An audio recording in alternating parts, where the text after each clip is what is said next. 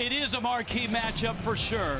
And in the Magic City tonight, the Mets and the Marlins square off on Saturday nights with a big house expected. Hi, everybody. Rich Waltz along with Eduardo Perez. The Mets got game one of this three-game set last night. You've got aces out there. Jose Fernandez, Jacob deGrom. And I'm telling you what, Eduardo, the electricity in the house tells you it's a big matchup. It is. This is all eyes on me. Well, all eyes on this game. Jacob deGrom and Jose Fernandez both have been stellar throughout the season, and both are getting stronger as the season goes on. You look at what Jose's been able to do here at the house.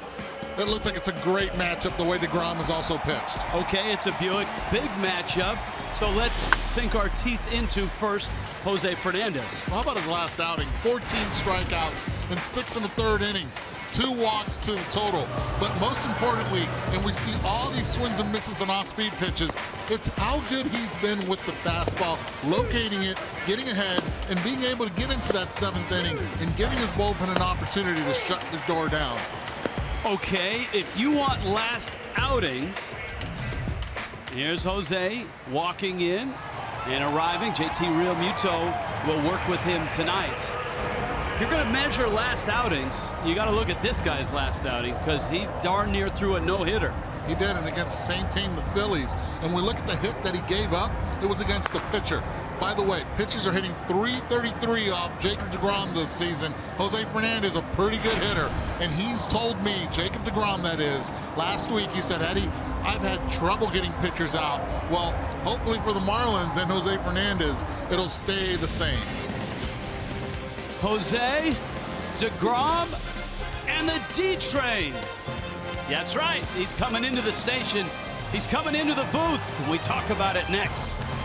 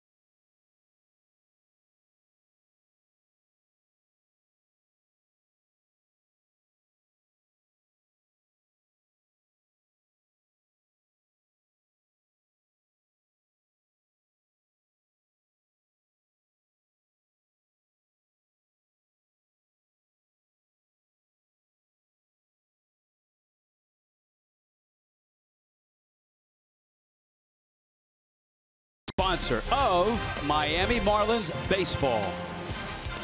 Saturday night Mets Marlins. Jose deGrom, and out in center field, bright lights for Jessica Blaylock And Nellie's out there tonight. Hi, guys. What's up, Rich? Hey, Rich. Hey, we're just out here. No big deal. Hanging out with D-Train. It's Dontrelle Willis bobblehead night here at Marlins Park.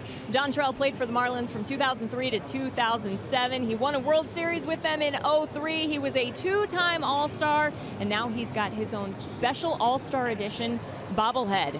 There he is right there, and a big smile on his face. Nellie, what do you remember about Dontrelle Willis? Well, he had a flair for the dramatic. You looked at his face. He always had a big smile, loved the game, the big leg kick.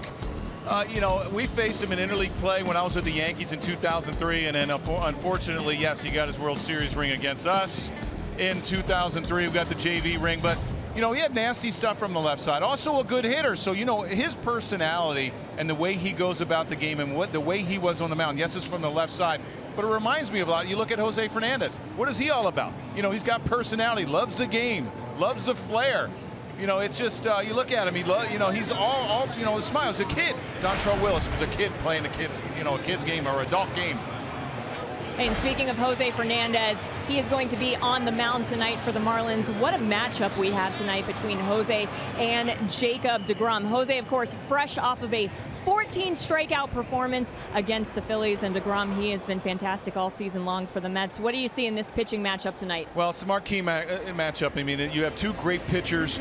Yes, Fernandez needs to turn it around, try to even this series up so they have a chance to win this series tomorrow. deGrom's doing the same thing for the Mets. It's going to be a great night of baseball. And Don Mattingly always talks about the importance of your pitcher setting the tone. The Marlins hope that Jose Fernandez gets them off to a hot start tonight. Coming up next, it is first pitch in Game 2 of this series between the Marlins and the Mets.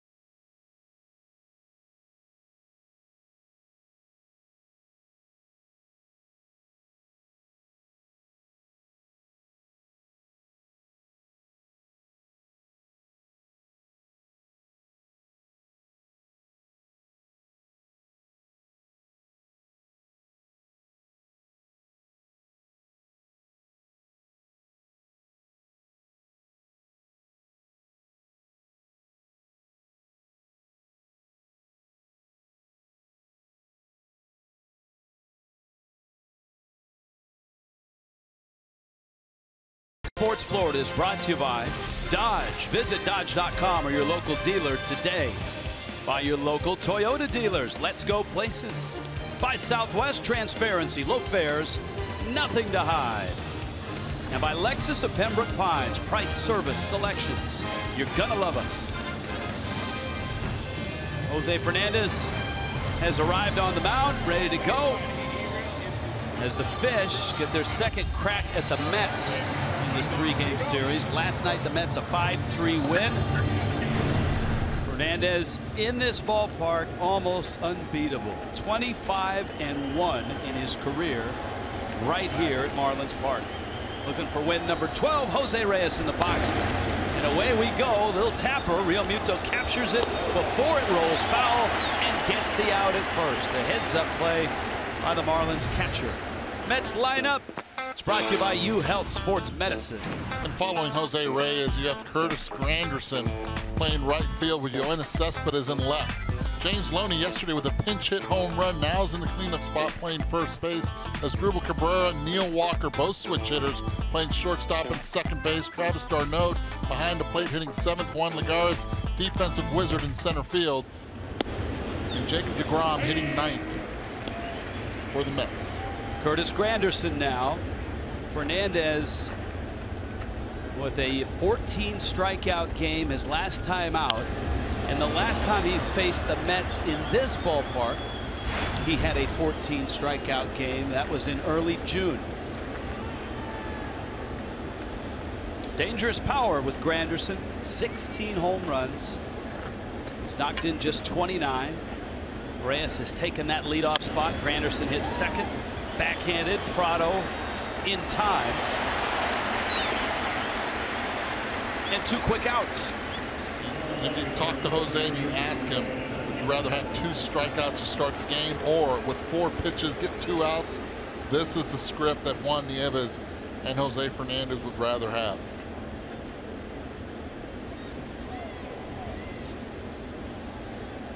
Last night it was Adam Conley who pitched well. 6 innings, just 2 runs. And a guy that Conley struggled with and everybody struggled with is this man, Yoenis Cespedes, who steps in.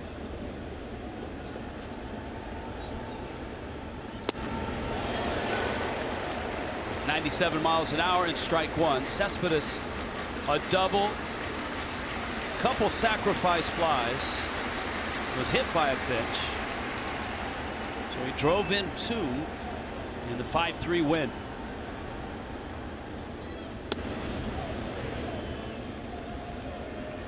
Not a lot of Mets with a lot of success against Jose. Very colorful Yoenis Cespedes from head to toe. That's because Jose against the Mets is 2-0 with a 1.32 ERA. Plus, he did not face the Mets from the 2013 season until this year. He's made 2 starts this year.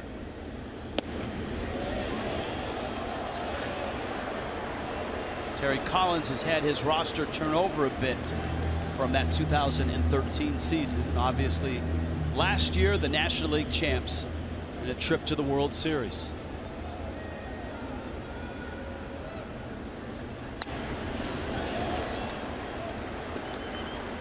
Good location on that 3-1 fastball. Up and in. Strike zone. See the quadrant. Upper right. Great location. Not allowing Yoenis Cespedes to extend those strong arms of his. James Loney's in the cleanup spot. He had that dramatic 2-run homer last night. He's on deck. 3-2. Fastball elevated. And foul bait. That one just short of the broadcast location here. I was ready for that, though. And duly noted that Eduardo Perez was charging that ball. Trying to protect you. Come on. Fastball misses out. And a walk from Fernandez. Defensively, here are the Marlins. Outfield intact of Yelich, Ozuna, and Stanton. Martin Prado a night off last night until he was called upon to pinch hit. He had an RBI single. He and Chris Johnson on the corners. Dietrich Echeverria up the middle. JT Realmuto catching. Don Mattingly's ball club trying to keep it close last night. Down a run in the 9th. And James Loney blasted one way out of here.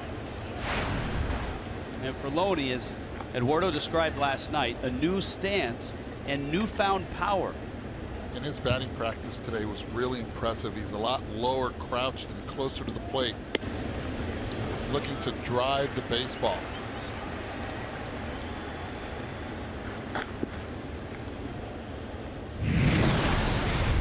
This is a home run yesterday. Watch how crouched he is. Location missing up and in. staying on his backside, clearing his hips. That's one thing that the Dodgers could not get him to do when he was younger in that organization. Same thing with Tampa Bay. Kevin Long has really worked well with him, with the Mets since getting there. Providing more power, really good pickup from the San Diego Padres into AAA with them. What's gone haywire here with Jose? He's walked Cespedes. Now he's 3-0 against Loney. And he misses outside. And the Mets have runners first and second.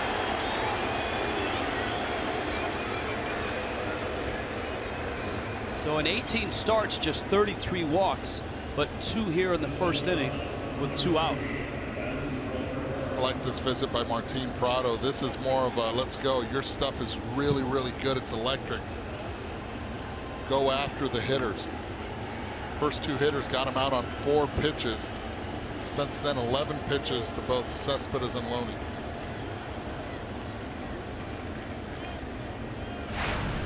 Asdrubal Cabrera. He was 1 for 4 last night. Ted Barrett calls the strike. Barrett calling balls and strikes. Toby Basner, Angel Hernandez, Will Little on the bases tonight. Getting hits with runners in scoring position has been a struggle for the Mets and for Cabrera in particular. 2 quick strikes and it's 0-2.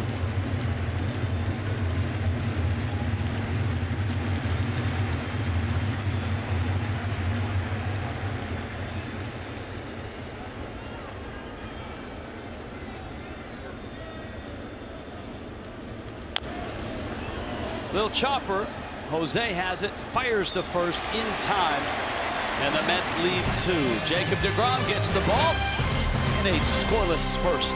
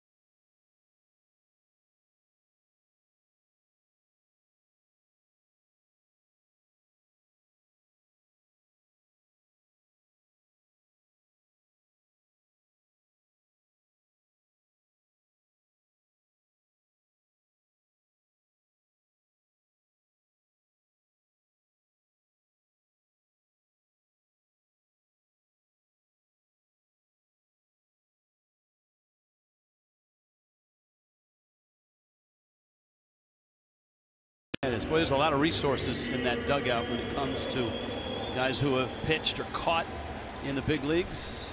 Scoreless start. Marlins and Mets. Here's the Marlins lineup brought to you by UHealth Sports Medicine. JT Realmuto back in the leadoff spot again another day. Martin Prado then back in the lineup after that pinch hit single that you referred to earlier. Christian Yelich in the 3 spot. Giancarlo Stanton in the 4 spot. First pitch fastball to Realmuto, and that's a strike.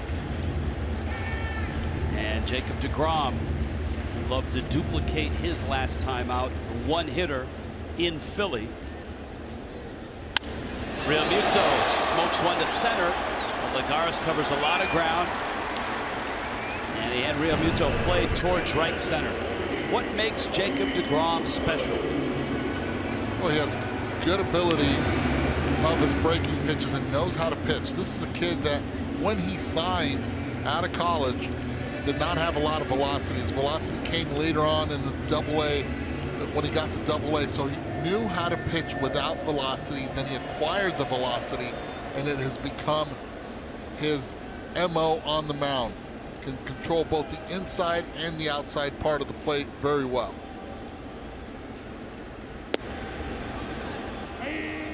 Prado takes a strike. Night off last night till the end.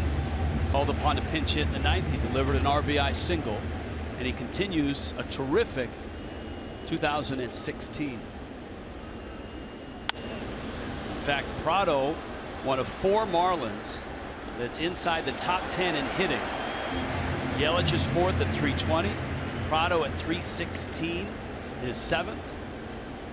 And JT Realmuto at 314 is 10th. 3 actually in the top 10.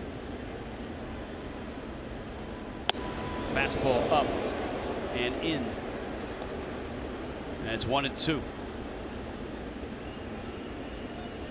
Barry Bonds watching. Stanton hoping for a shot here in the first. Yelich is on deck.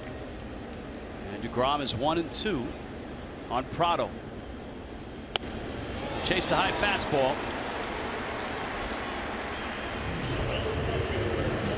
Here are the hitters above 300 for the Marlins. Yelich, Prado, Realmuto, and Ozuna just off the charts at 300. And Yelich really helped himself last night in the power categories. 2 for 4, a double and a homer. The breaking ball is a strike. And he's hit DeGrom well, 7 for 22 in his career.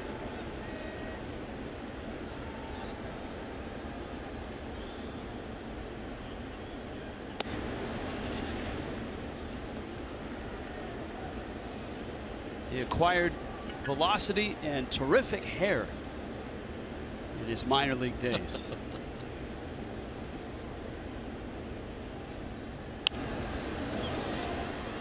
Yelich fouls it back. Yelich with his double last night creeps closer to the top of the National League in doubles. He's 4th with his 26. Daniel Murphy, former Met, now National at 28. Corey Seager and Brandon Belt with 27. You can see the Mets with DeGrom asking to elevate the fastball with 2 strikes. That's how they got Prado.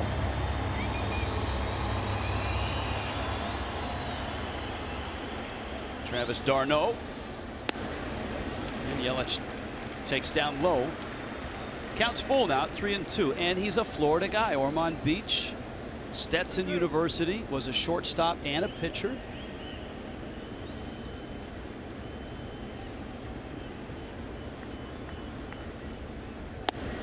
Fastball low, and Yelich walks. And here comes Stanton. Auto Nation brings you the scouting report on Jacob DeGrom. Talk about being scorching hot. Last 4 games started 3-0 with a .93 ERA. On 3 solo homers, 5 walks, 27 strikeouts. 2014 National League Rookie of the Year, 9-6 with 2.69, 144 strikeouts and 140.1 innings. And yes, you said it, he went to Stetson to land Florida, Central Florida. Two position athlete. And I think that was the difference. Once he started dedicating himself to the mound and not just shortstop, started finding the right arm slot, everything else seemed to work.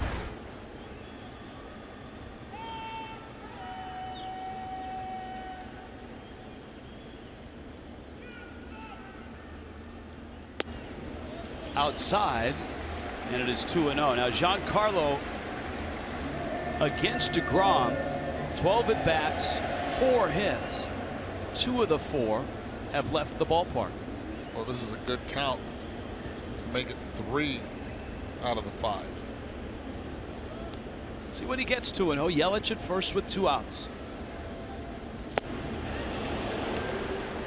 I think Giancarlo was thinking the same thing. Instead, Jacob went with a slider, not giving in to G.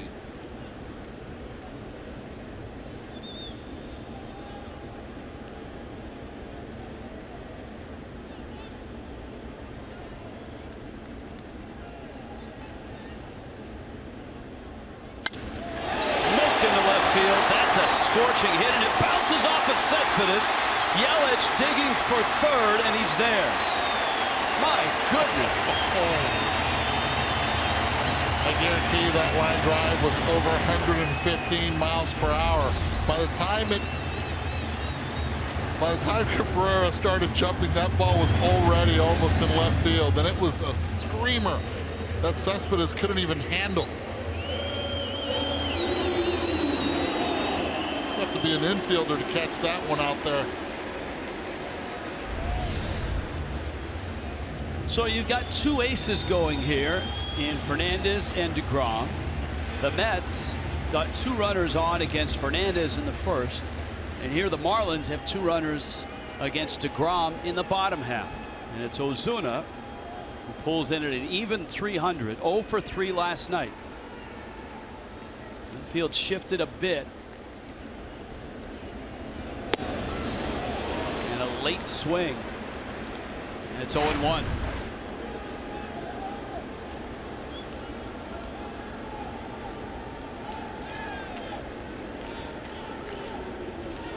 Stan being held at first. There is a hole on the right side, but Ozuna rarely goes there.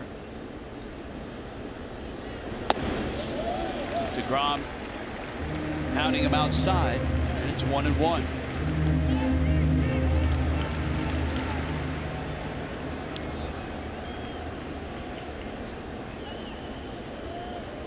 A 118 miles an hour.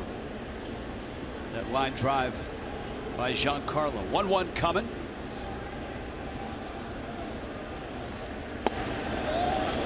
And a good take. And a 2-1 count.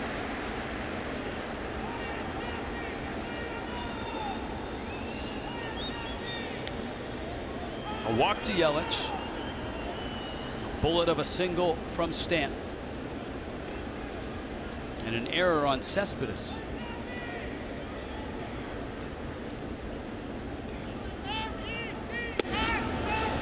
Strike. Looked away from this angle. You see where it landed the 4th pitch. Marcell Ozuna looking more middle in. Either which way, very good take. That's not a pitch he needed and wanted to swing at.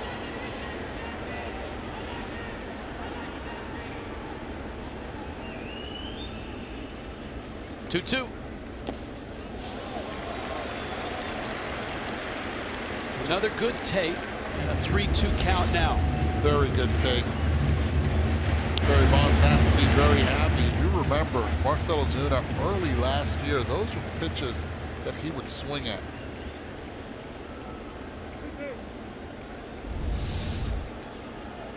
Full count means Stanton's moving from first. Yelich at third with 2 outs. And DeGrom with a 3-2. Ozuna rolls it up the line, fired to first in time, and Ozuna is out. Just got a piece of it, and DeGrom escapes.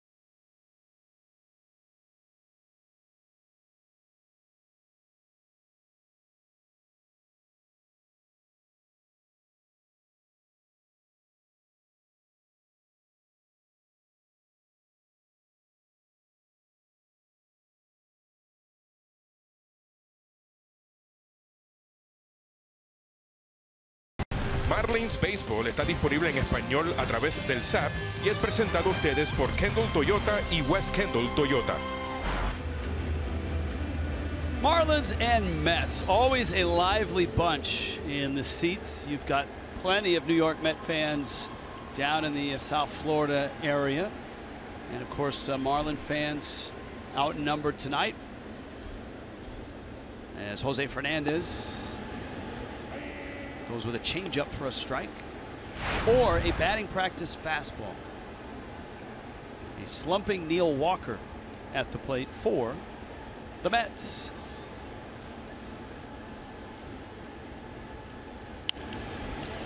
Well, the two teams right now neck and neck for that second wild card spot.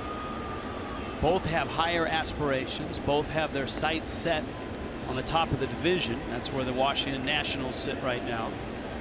Terry Collins won that division last year, got to the World Series, lost to Kansas City. Sharp breaking ball. Ted Barrett didn't think so. The count's 1-2, and Ted Barrett actually stuck the call. It's just off the plate.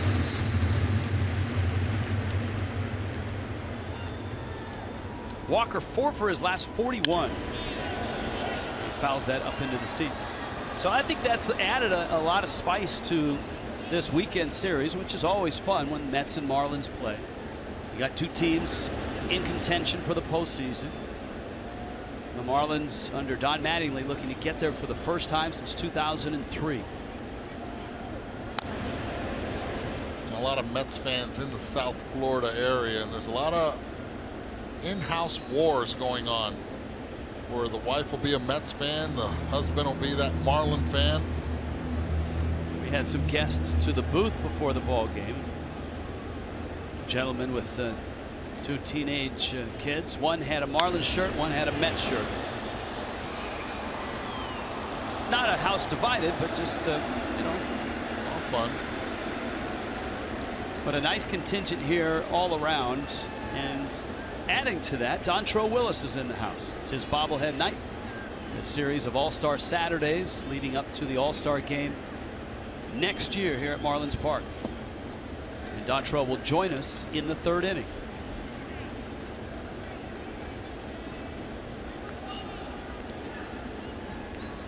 Two balls, two strikes. Walker, Travis d'Arnaud, Juan Lagares.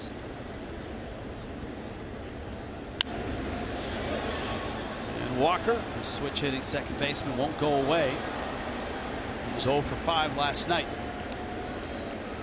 Even though he has been struggling, this is a quality at bat. You work the count and work Jose Fernandez's pitch count up.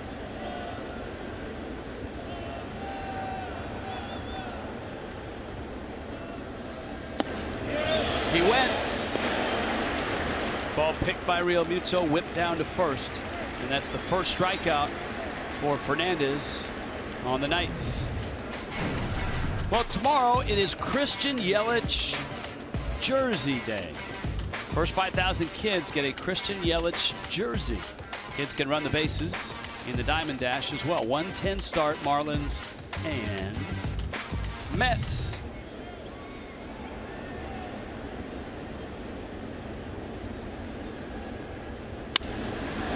d'Arnaud to center. Ozuna, shy of the track, makes the catch. A long out, and here comes Juan Lagares.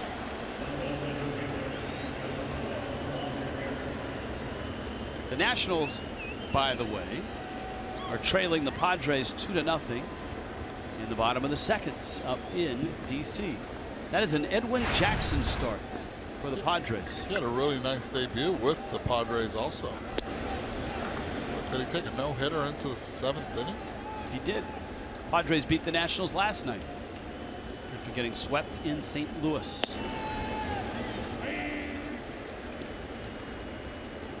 Lagares getting starts in center field. Yoenis Cespedes reluctant to go out there, especially with a sore quad.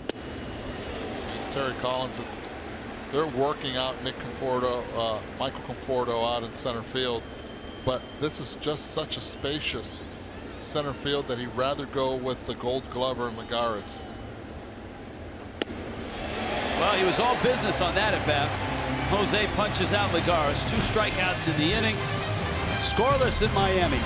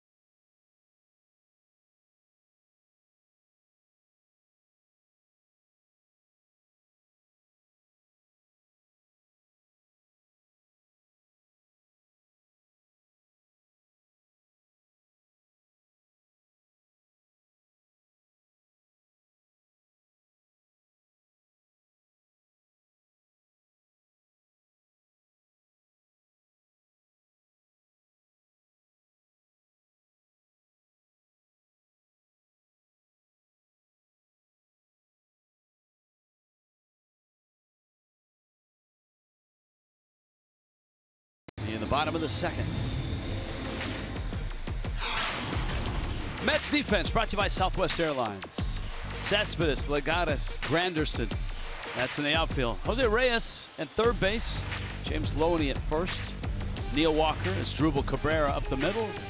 And Travis d'Arnaud catching Jacob deGrom.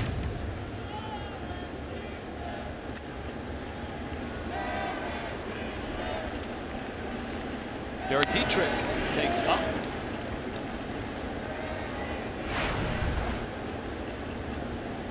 Dietrich an 0 for 4 after a 3-hit night on Thursday night in Philly.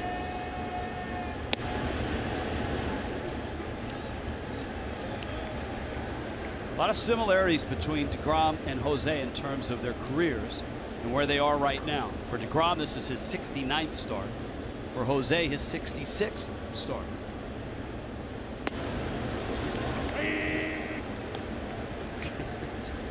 Gotta love that.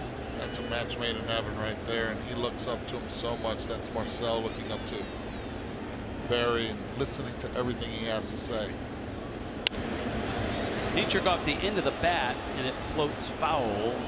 You got a guy that's hungry to learn in Ozuna, and a super duper star who's willing to teach and likes it. Barry Bonds always thought about coaching because his father, after he played, was a hitting coach, and of course his dad was a hitting coach while Barry played, his own personal hitting coach. I think his godfather had a lot to do with it also. That would be Willie Mays. A little knowledge there.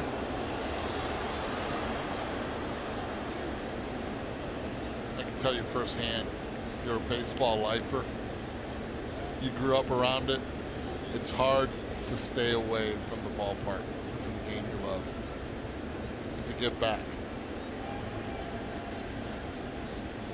2-2 to Dietrich.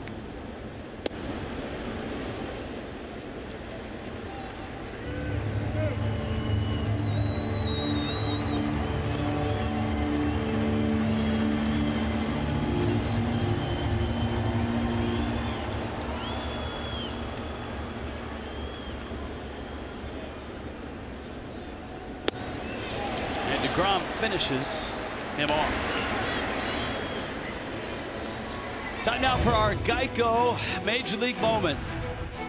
Speaking of fathers who influenced their sons, on this date, 2012, our 2002, excuse me, inducted into the Hall of Fame with Sparky Anderson. Yeah, there he is. Never saw him like that at the house. Only on the ballpark when he managed the Marlins. So wait a minute. He never got angry with you? No, not like that. He would talk to us, and that's the best part of what my dad has always meant to me. It's consistent throughout his career and consistent as a parent. Johnson swings and misses.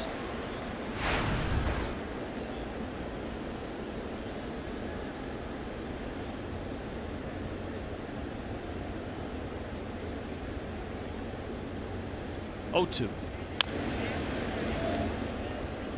Well, one of the cool things in this at bat is that you've got a pair of Hatters matched up here. Stetson University.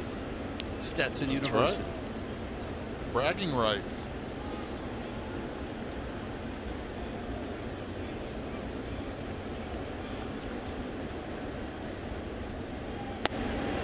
If you want another notable alum, Corey Kluber is a pretty good name out of Stetson as well.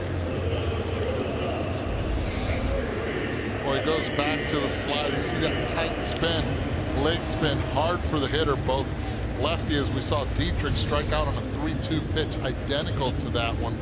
Chris Johnson does it on that pitch.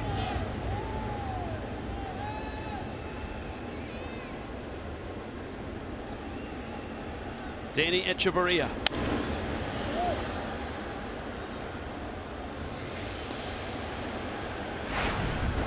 Just put this into perspective with Jacob deGrom after 2 strikes on a batter. Batting averages against him just 129, 27 for 209.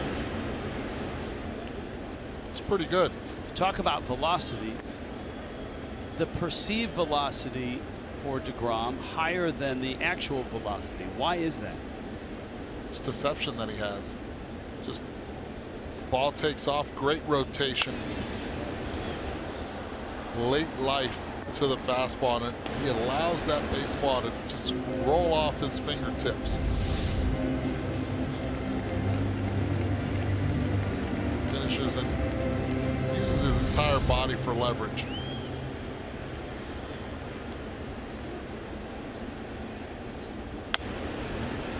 You hear scouts say that he hides the ball well, that he doesn't show the ball to the hitter. Well, as a hitter, you try to follow the baseball as much as you can if it's in the glove and out. Watch right here. Keeps it in the glove, and then with his body, next time you see it is right over his baseball cap.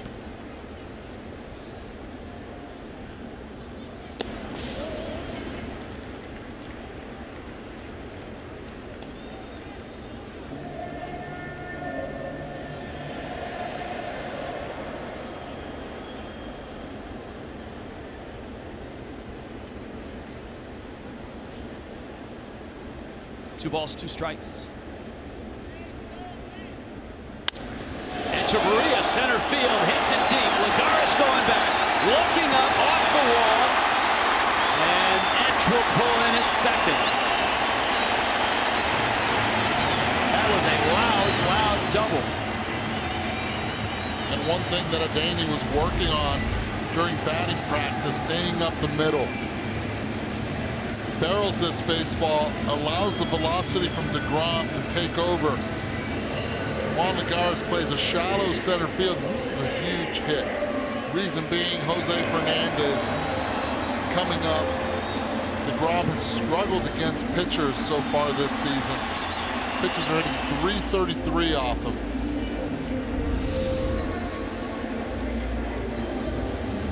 So it's Jose and deGrom. Echeverria at second. Outfield not very deep. Fernandez at .219 average this year. Couple doubles. And he takes a strike. Why in the world would deGrom struggle against pitchers? Well, he had told me also last week, he said, listen, I just try to get ahead of them. I don't try to locate, just try to throw it up the middle, and they've been aggressive in hitting it. he has to focus a little bit more, which he understands he has to do, and not give in. Slider, and misses away. That's a great take by Jose. You know he loves to swing the baseball bat, but that one right there, slider just started in the strike zone and then just last minute cut out.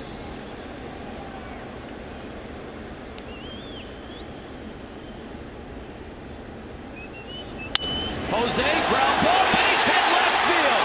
Echeverria coming home. Cespedes, a big arm, and he scores.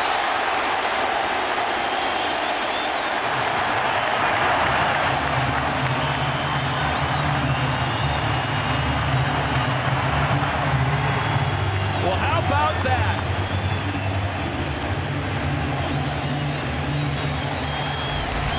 Talk about helping yourself. Slider. Jacob this time trying to throw it for a strike. Jose not even lifting his foot up. Hard base hit past Jose Reyes, which was already playing deep.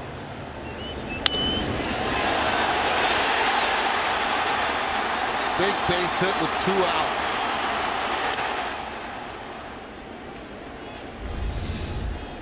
Now Real Muto.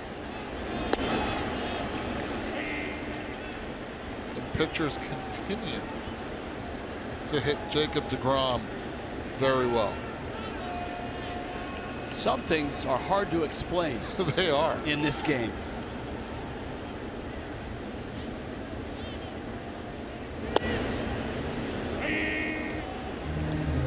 Realmuto takes a strike. In line to center back in the first. Miami has the first run.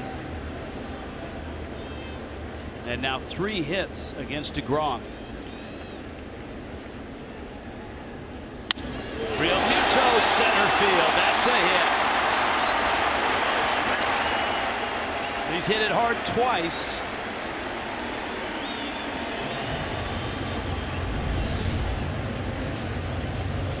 Well, you saw where d'Arnaud wanted the baseball. Yes, it was up in the zone, but d'Arnaud wanted it higher. See where it would have been. Wanted it up and in. Instead, it stayed in the upper quadrant of the strike zone. Beautiful swing by JT Realmuto, which, speaking with Barry Bonds, he says he's made a great adjustment since spring training to now. Really proud with the job that he has done this season.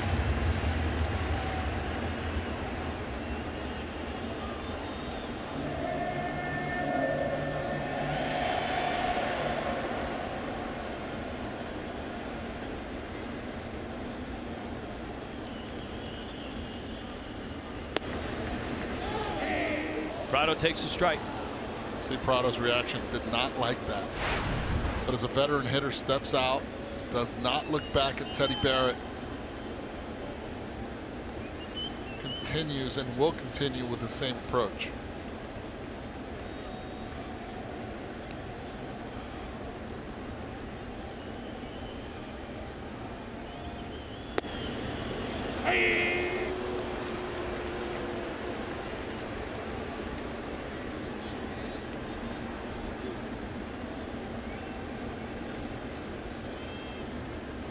You saw pitch 1 was down and out. That one caught the corner and had the knees.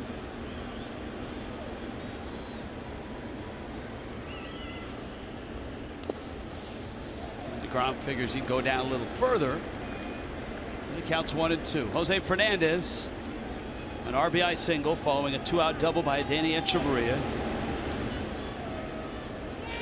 JT Realmuto followed with a line drive single to center.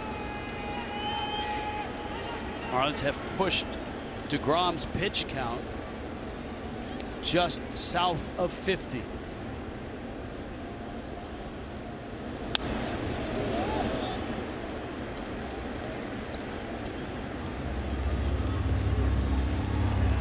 Martin with his left hand saying that's the ball I want to hit to right field.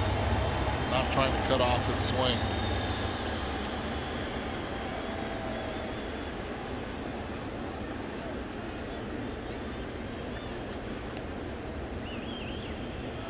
One, two. fastball struck him out. But the Marlins are on the board first. Hey, good hitting pitchers. You want one? We got one. Dontrelle joins us next.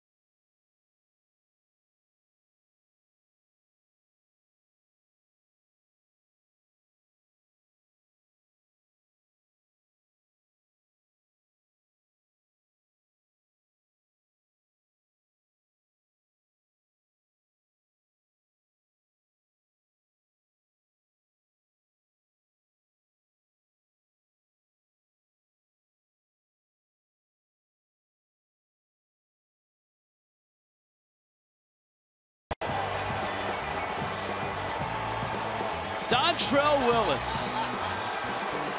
You thought we were going to show some pitching highlights, didn't you? How about this bomb? Oh, God rest your soul. Leave my time. I love you, baby, but I had to get you right there. I'm sorry. Grand Slam in 06. Yeah, with a Dan Uggla bat, baby. That's the only bat I can get. Remember that? I still remember that because Danny Uggla, I couldn't find my bat. I was fumbling through my batting gloves, and Danny Uggla flipped me that nice little, I think it was an M110, and I knew I was going to swing at that next pitch, and he could have threw that ball at that net, and I was going to swing at it, but I caught the cambio out in front and hit a grand slam. Attaboy. Line drive. Just like DeGrom. Oh, my goodness. How about that? One pitcher hitting the other. Stanton into the corner. DeGrom, the former college shortstop, will hold there. Well, Fernandez had an RBI single at DeGrom's expense. DeGrom doubles his first of the season against Fernandez. And we welcome into the booth the D-Trade's here. I mean, I'm sorry, but that's the reaction. Everybody, I'm sure. That's a sincere reaction. When I saw him at the Fox meet, and that's how my family looks at me when they wake up. They just look at me, just laugh. I'm just a mess. I'm just a mess. But I'm a happy mess, though. You know, my act is tired, but it's consistent. And that's consistent. It's a consistent act. But I'm glad to be here, guys. I'm glad to be here. Really am. Reyes pops it up. Echeverria is there. And he makes the catch, and a nice out to get for Jose Fernandez. Dontrelle Willis, two-time All-Star, honored in the Saturday All-Stars promotion leading into the All-Star game next year here in San Diego. And next year, I'm sure you'll be here as a broadcaster. I hope so. I hope so. I want to be an ambassador, so I got to talk to the big man upstairs that cuts all the checks and stuff. Like, yeah, come up for the All-Star game. But again, I'm really excited to be here. This is my first time being at the stadium. I mean, my God, it's a cathedral. It's a beautiful stadium. This is your first time This is my first time at the stadium. The food smells great. I'm mad. As soon as I get off here, I finally get to eat something. But no, it's really fun. I'm really happy for the guys. They deserve it. The organization deserves it, and the fans deserve it. And I'm glad to see a lot of fans out here today. Only 20-game winner in Marlins history. Won 22 games back in 2005. A lot of help. A lot of help. A lot of help and prayer. Well, 2003 is certainly a magical year for you. You arrive in the big leagues, and your ball club arrives in the World Series. Pitch down low to Granderson. What a ride that must have been from the very start when you you made your Major League debut. You know what? It's funny, man, because I was enjoying myself, me and Miguel in Double-A. So, you know what I mean? All of a sudden, I get that phone call, and I get called up. And I remember we flew from Orlando. I did. And I remember warming up, and Carl Bavano getting on me because I didn't throw one strike in the bullpen. And oh, boy, nice. Oh, man. Ozuna has a big arm. He airmails the throw, and that's going to allow Granderson to get to second. A mistake by Ozuna. Oh, I thought he was going to come up with it. DeGrom not going to try to score, but Ozuna still on the fly. And the Mets have runners second and third and one out. And Tim Teufel had Jacob DeGrom held up. Watch this angle here, and you see Teufel on the bottom right put up his hands immediately. And a great read by Curtis Granderson, seeing that it was not going to hit the cutoff, and now you're staying away from that double play. Runners at second and third. This is where the Mets have struggled this season with runners in scoring position, but you have the big man at the plate in Yoenis Cespedes. All right, Dontrelle Willis is also doing a nice job for Fox Sports and FS1, and we'll put him to work here. Fernandez against Cespedes. D-Train. Yeah, they're going to try to mix in that fastball. I like him rushing, especially Fernandez. When he gets his back to the wall, I kind of had this attribute where you could go a scale higher and throw that fastball. But for me, he has the command down in the zone and kind of check his emotions kind of somewhat. But for me, you know, especially with this big guy right here, you got to stay focused, because if you don't, he can put up a crooked number with one swing of the bat. Now, this is a guy that really loves the off-speed pitch, right. Hunts the off-speed pitch. As a pitcher, do you go hard in, or do you stay down and away with the fastball? I rush him hard in, but he has more velocity, so he got away with that slider right there. That slider was belt high, but because Fernandez has so much depth change, he can get away with that. Dontrelle don't got that. You know what I mean? And right there, you see that slider's belt high, but because it moves so much off the barrel, you know what I mean, he got away with that. Did you just third person yourself here? Dontrelle don't have that? D-Train don't have that in the back pocket. I never went to Home Depot and got a changeup or a good hard slider like that. Nah, they never had it in my. See, I like that fastball, but he's strong enough to fight that ball off. Busted bat. Granderson holds third, and the Mets have tied it. Fernandez did exactly what he wanted to do. He broke the bat right in the hands of Cespedes, who dumps it into right. See, that fastball caught a little more middle, but it still was belt high. I think he gets away with that pitch if it was knee high. I know you're a big guy. You hit a home run off. You like those balls belt high enough because you can muscle it, and he dropped the classic Derek Jeter base hit away from him and got an RBI. And they had the right guy at the plate, the RBI guy, right, using the entire field and protecting the plate with 2 strikes. Also, though, the throw by Ozuna, he's got to hit the cutoff, man. I'm sorry. You got to know who's running. It's going to be tough to send a pitcher home like that. You don't want to play at the plate. They should have hit the cutoff man and then kept, you know, the double play in order, and then maybe they would have been able to attack them differently. What does Juan Nieves tell Fernandez in this situation, runners at the corner? Hey, this is a lot of ball game. Let's use the slider, get it down on the ground. This defense, athletically, one of the better ones and underrated ones in all of baseball. You need to do this ground ball right here and get us back in the dugout. But right now, I mean, this focus down. A lot of his pitches are up, belt high, and right now I think he's just fired up going up against DeGrom. And both these starters have been struggled because this is a big ball game right here. This is a postseason field right here, so this is going to determine where your ball club is right now on both sides of the field. James Loney walked back in the first. Miami's infield looking for 2. Like that. And Jose gets strike 1. Well, the Marlins pushed DeGrom, not only got a run, but sent his pitch count to 50. And the Mets are doing that to Fernandez here. Next one is number 43. That's always the plan against the ace. Make him work. Make him get his pitch count up and labor through innings. And maybe you guys can strike and put a crooked number up there. See, this is where I like my teammates coming in, just calming me down and just saying, and keeping me focused and keeping me in the game and not making myself be too hard on myself, because we have a lot of attributes that are the same. We're emotional on the mound, and that's good to a certain extent. Loney to center, and that is deep enough to score the run, and the Mets have the lead. Well, James Loney delivered late last night and now early tonight.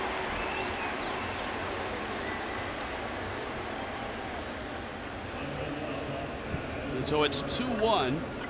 Cespedes remains at first. Watch runners at the corner. Cespedes actually thinks maybe should I tag, goes halfway. Ozuna gets the ball back to second base. No throw at all at the plate. No chance to get Granderson. So it's Dribble Cabrera.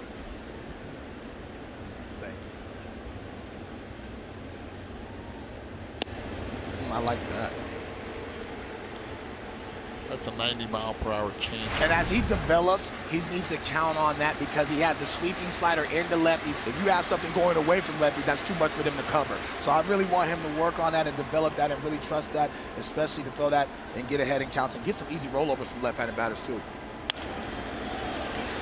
There's a rollover. Dietrich on his knees onto first in time. But the Mets rally and have a 2-1 lead.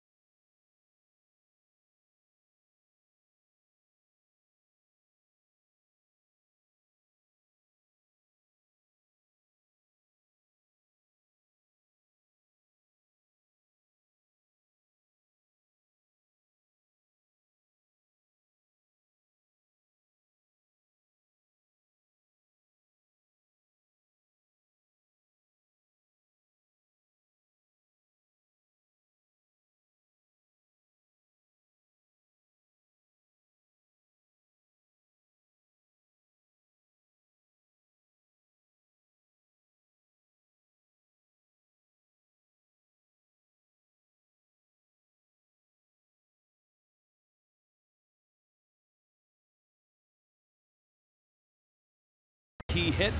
This copyrighted telecast presented by the authority of the Marlins may not be reproduced or retransmitted in any form. Counts and descriptions of the game may not be disseminated without the express written consent of the Miami Marlins. Tonight, Marlins, Mets, and Dontrelle Willis all-star bobblehead tonight. Here's Christian Yelich, and he takes the strike. We have the real Dontrelle Willis. And we have some of your old bobbleheads, by the way. Cool, cool. I love them all, man. I'm thankful for it. That one, I don't know. That I might have looked like that when I was in A-ball. I'm not sure.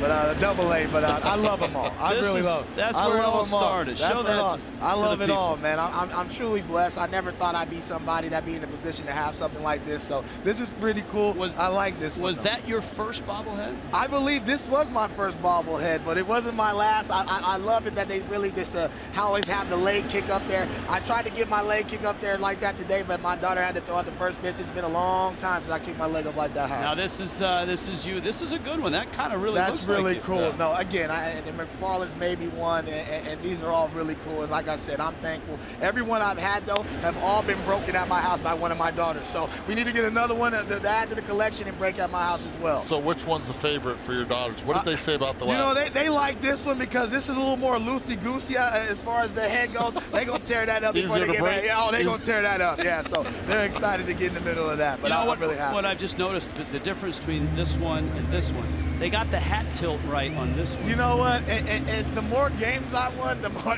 Tom Glavine told me, man, the more games you win, the hat goes side to side. The less games I won, it went straighter and straighter. Yeah. You had to come on home. So, but I'm really thankful that everybody did this for me today and stuff like that. All right, what a special moment. Your daughter throwing out the first pitch. God bless you, baby. She was so nervous today. She was focused. She wasn't laughing about it. I thought it was going to be a cute thing for her, but I'm just so incredibly blessed to be able to share this moment with my daughter. She loves the stadium. She asked me, why didn't I play here? And I said, Daddy wasn't good enough. Now just be quiet and throw the baseball. Yelich, a ground ball. That's going to end up a hit. And the Marlins have their leadoff man aboard here in the third. Now, you get to watch him from afar. Here's a look at Yelich's hit in the studios, the Fox studios down in Los Angeles. Right. Now you get to see him first person. Right. Giancarlo Stanton now. So excited. I mean, the development of Yelich, him trusting himself now to hit the ball the other way with authority, I think that's definitely showed his growth. And for me, like I said on radio, man, Giancarlo's a jump shooter. Once he sees that ball go down, whether it be the opposite field or a pull base hit, I like my confidence with him. And like I said, he's just got to trust himself and be short to the baseball and not be too big. I was impressed by his All-Star game appearance for the Home Run Derby, because he was short to the baseball. And I said, okay, he's locked in. He's locked in. So right now, I think he's definitely not going to have a second half jinx from the Home Run Derby. He's going to definitely carry him. Just got to keep him healthy. 118-mile-an-hour single. Listen, last time. I don't want to. I wish I could face him. You know what I mean? The witness, the power. But definitely, he's definitely a world talent. I'm really happy for him this year. DeGrom misses out, and he's 2-0. Maybe he looks small. Well, the difference with Giancarlo at the Home Run Derby, he didn't try to elevate anything. It was all line drives. That was his approach, and I had a first-hand seat right there to it. Never tried to lift. Stanton! Deep! Goodness! Big G! With a big fly! Mama, there go that man again! Mama, there go that man again! Oh, my goodness! And that's what I mean. If you keep him in the lineup, you keep him healthy, he makes everyone better. He's still trying to learn how to hit in the big leagues. But I mean, my goodness, he hit them all off the score. That ball ended up in North Miami Beach right there, man. That's a long way off a very talented pitcher, and that's what they're going to need from this whole ball club. No one can take any days off, but this team right now is playing inspired baseball, and I told Don Malley I can't be happier for this ball club. It's fun. Wow. And Ozuna into right center field. Around first. Yeah. And in with a double. I like the attitude. I like it. You know, and that's what I mean. And this is what I'm seeing. That was a short swing. He recognized the pitch. Earlier in the season, he would have swung through that or not trusted him to pull the trigger right there. He's recognized the pitch, and it was a short swing. And I'll tell you what, man, you don't have to generate a lot of power to hit with a lot of power, man. And I'm telling you right now, he's definitely coming on. That's a short swing. Wow, that's beautiful. During batting practice, Barry Bonds was on Giancarlo Stanton about don't use too much booty. Right. That's what he would say. Said don't use too much booty, be handsy. Right. Get it started early. He did get it started early. And wow, oh wow, watch this reaction right here. Think he's happy?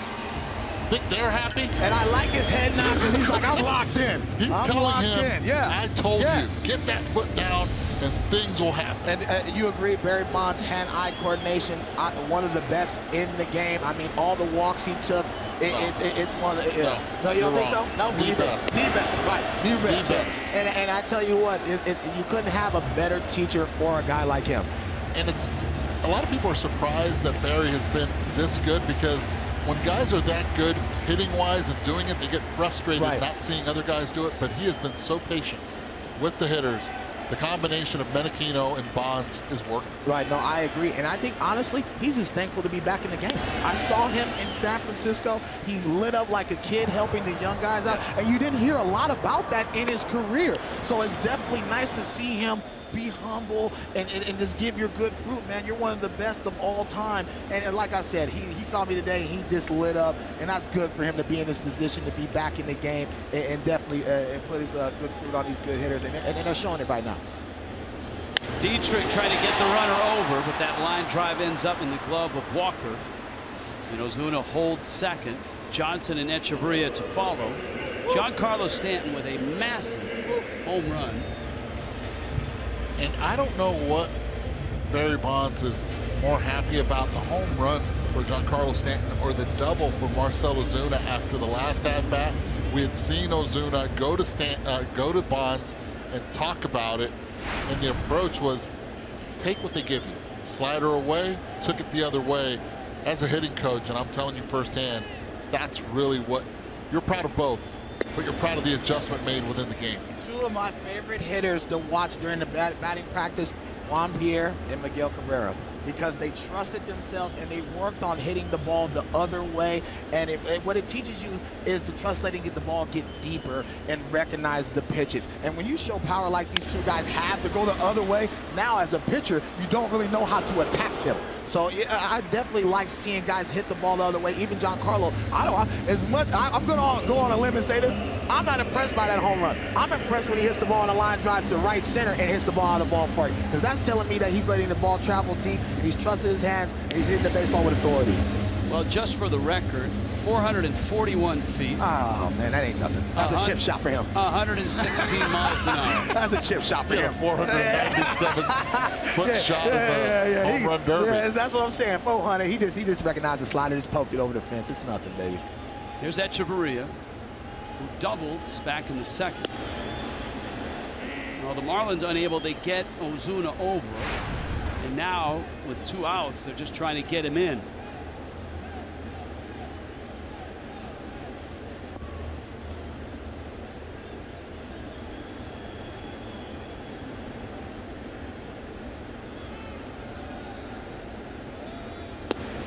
You know what? I was talking about the Marlins today and golf, and then guy asked me, what do you think about the Marlins? And I honestly think that everybody, especially the core group of guys, Hechavarria, all these guys have grown a little bit from last year. They stepped up offensively, they stepped up defensively, and honestly, that's why they're in this position right now after the break. And baseball is going to get fun, and you know how it is to be in a race.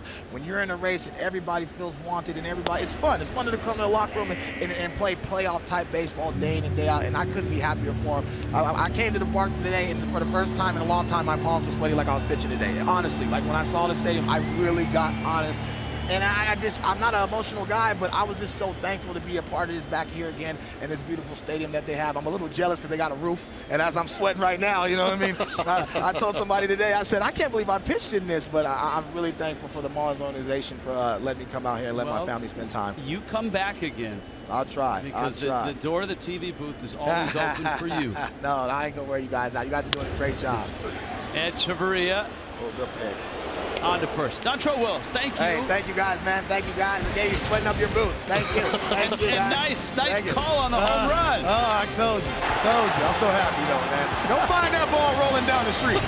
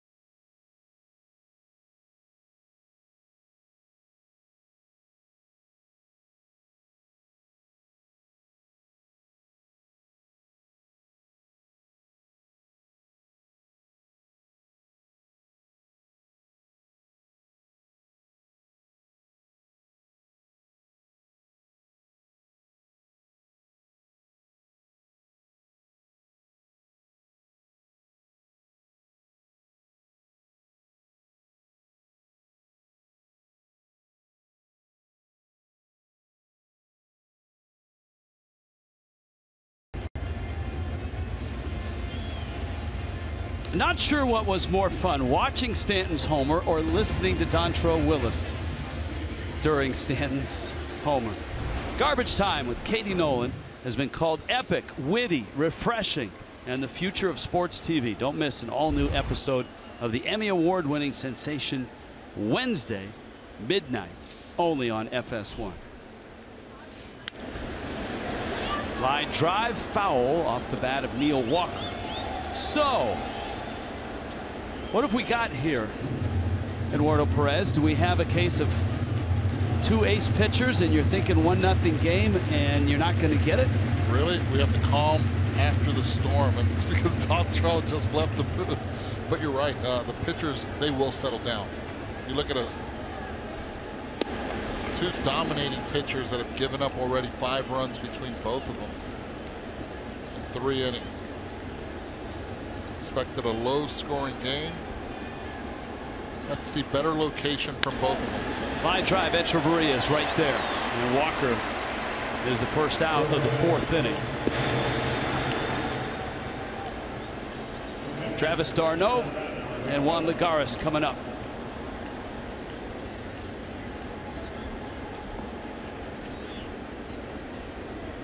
There's your Mets box score. The key hits: the DeGrom double to open the 3rd. Granderson a single with 1 out. Cespedes single, an RBI single. And the ill-fated throw from Ozuna in center. Not an error, but he missed the cutoff man.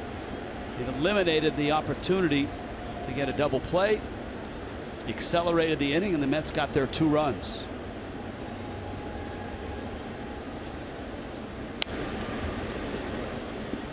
Marlins got a run in the 2nd. That came on a Jose Fernandez single after an Echeverria double. And if you were with us in that last half inning, a Yelich single, a mammoth Stanton homer, and a 3-2 Miami lead.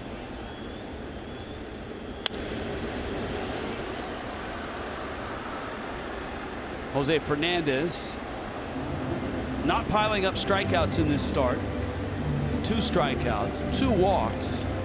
So far, the 2 earned runs on 3 hits.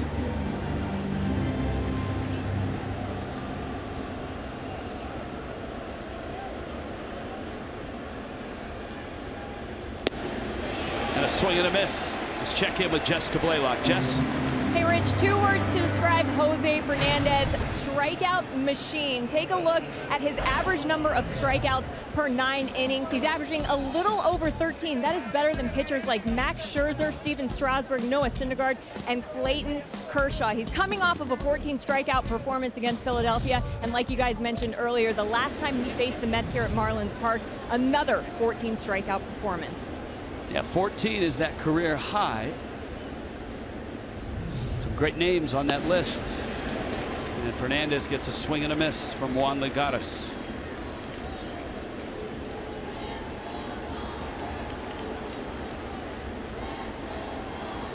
Three up so far. And then a good breaking ball. It's 1-2.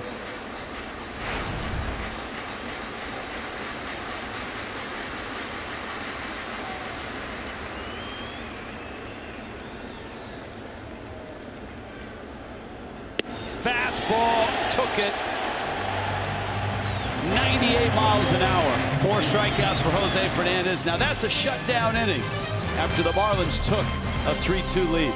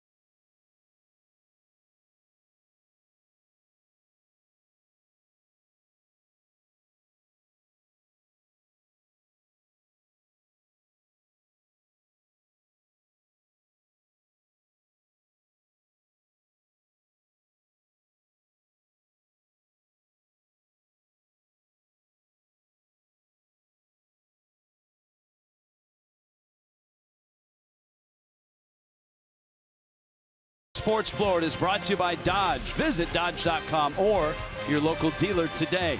By Coral Springs Auto Mall across from the Coral Square Mall. We make it easy. And by Subaru of Pembroke Pines. Price, service, selection. You're gonna love us. Well, all kinds of legends in the house tonight. Dan Marino watching. Certainly, I'm sure he got a kick out of that Stanton home run. On a big night here on a Saturday night, DeGrom, Fernandez dueling. Both guys have hurt the other with the bats. Jose knocked in the first run of the night. DeGrom started the Mets 2-run rally with a double.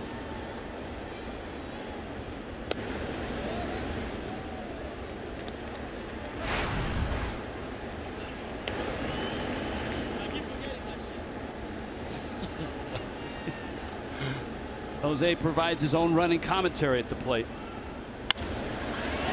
As another base hit.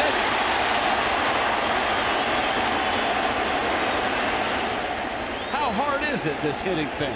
You see him shaking his head right there. The beauty of it is DeGrom's reaction after this.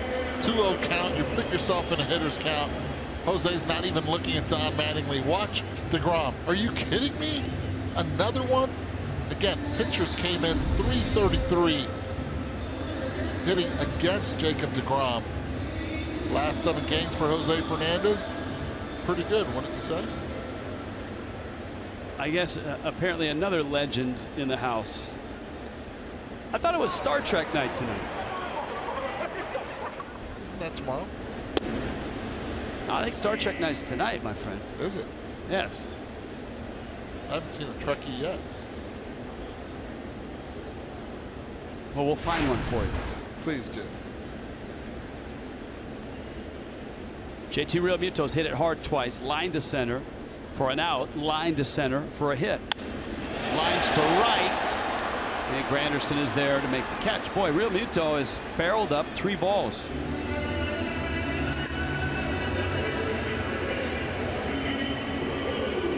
And here comes Prado. Now, Prado has not had a good night against DeGrom.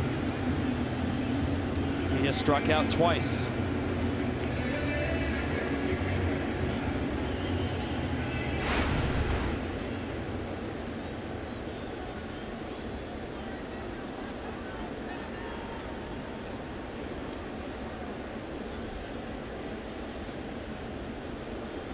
All right, Trekkie or not Trekkie? With the Florida State care. Love it. That was for you, Mr. Seminole. I imagine. There you go. There it is. Finally, someone.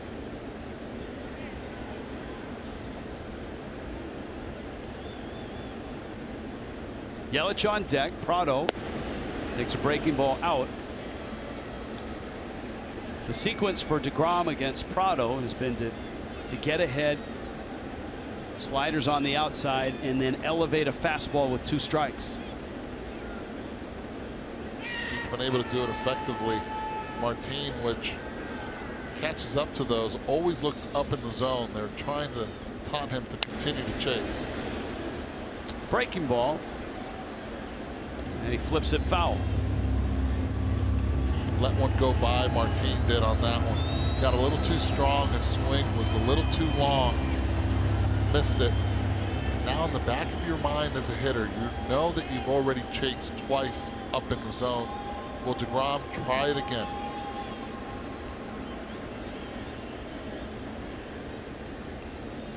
One, two. Little check swing.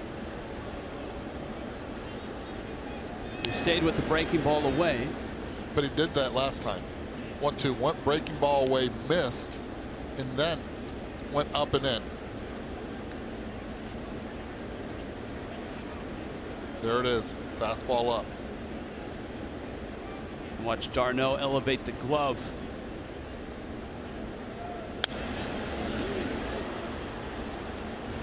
I like the fact that d'Arnaud elevates late.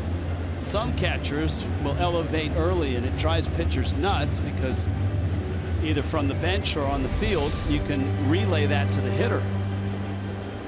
At that point, there's no way to get word to the hitter. No, there's no way to get it, but he wants it elevated up and in.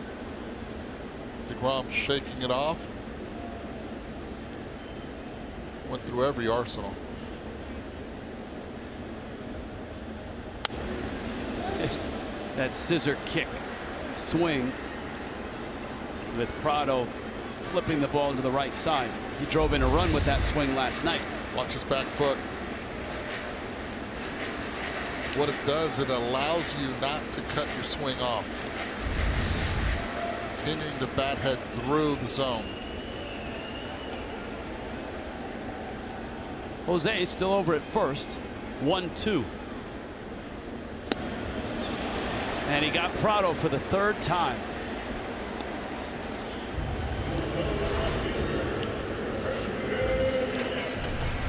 All you can eat seats on Monday, and the Phillies are in town. No fanatic, but you can eat like a fanatic. $25. Military personnel and vets, first responders with a valid ID get in free. Phillies for 3. Marlins just took 3 of 4 from the Phils in Philadelphia.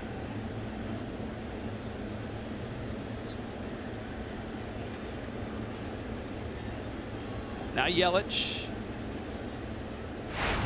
Yelich has been on twice, has walked and singled. Stanton twice has singled and homered. Ozuna's 1 for 2 with the double. So the heart of the order for the Marlins getting their teeth into this Jacob deGrom start.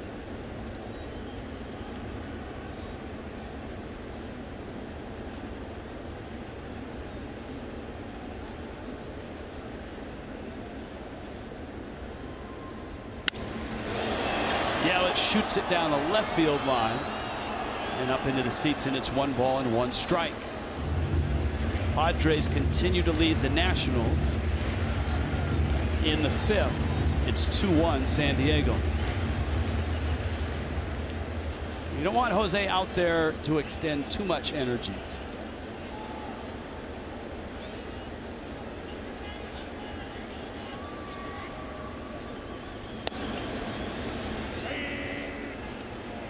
One and 2.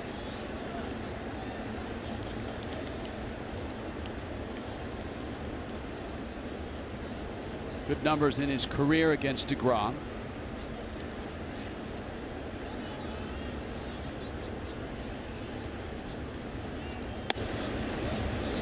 And deGrom misses up and out, and 2-2.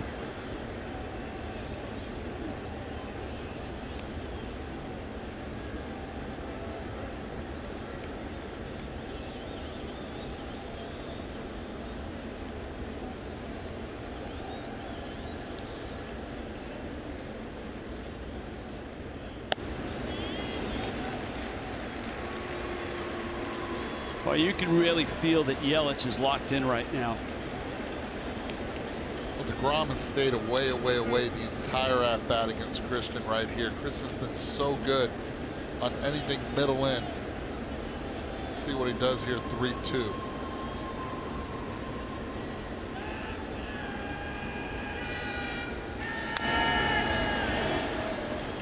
Yelich fouls it at the plate. Meanwhile, now you've got Jose running from first on that 3-2 pitch. Stanton's on deck. You don't want to have a lot of foul balls in this situation.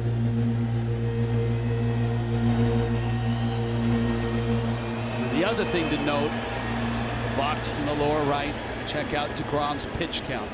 89th pitch coming. And he's got 2 outs in the bottom of the 4th.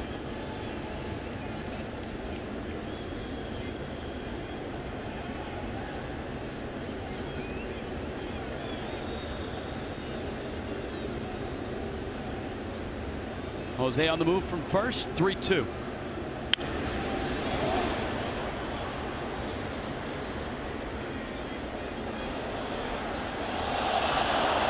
all those high stress innings. Every one of those have been 20 or above.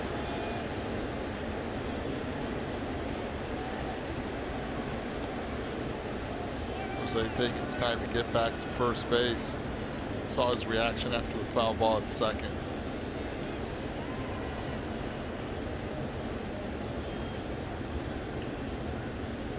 3-2 again.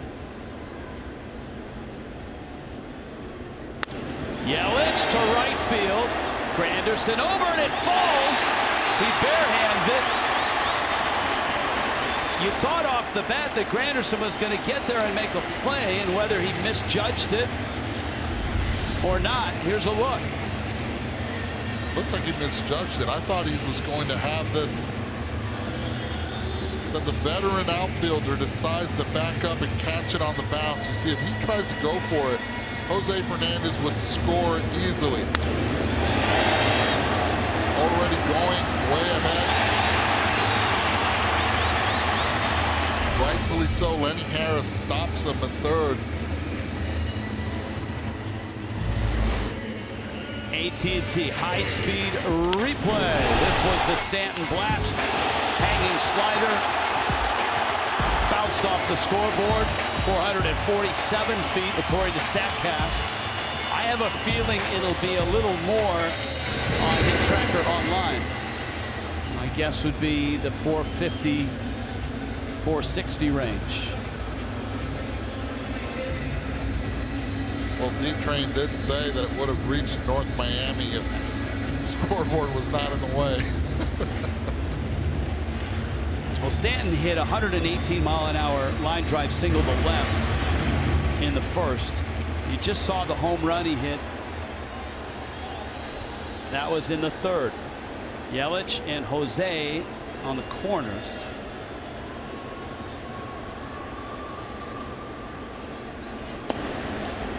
Fastball misses down low. Now, Jose is a smart guy, right? And so he was actually taking his last lead on the outfield side of third.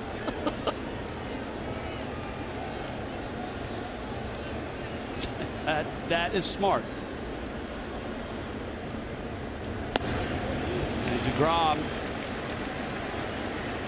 Now, if you think in reverse here, 2-0, you think Stanton sits slider?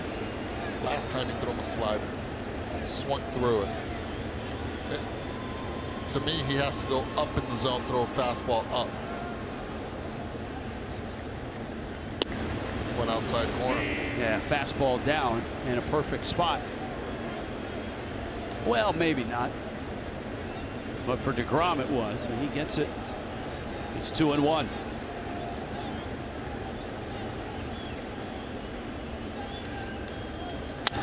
Stanton shoots it into right field for a hit. My goodness, have a night. Locked in, guys. Locked in. Against the shift, DeGrom pounding him out with a fastball, and he takes it that way. Giancarlo Stanton starts hitting the ball on a line on the ground the other way.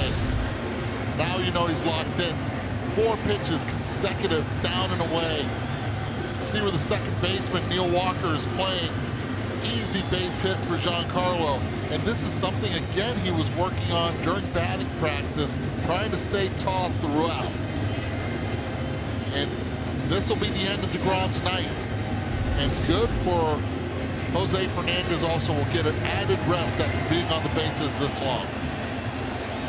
Marlins knocked DeGrom out in the fourth and have a 4-2 lead. Kendall Toyota called to the pen.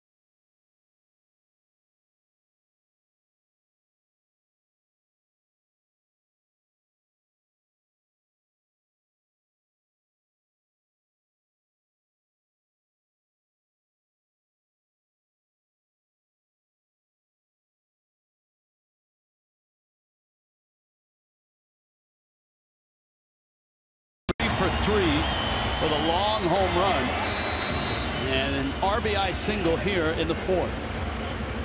South Florida Honda dealers, get you ready for the series finale tomorrow. Jeff Nelson's back with Jessica Blaylock. It's Hall of Fame day. And Jose Urena for the Fish. Steven Matz, the lefty, goes for the Mets.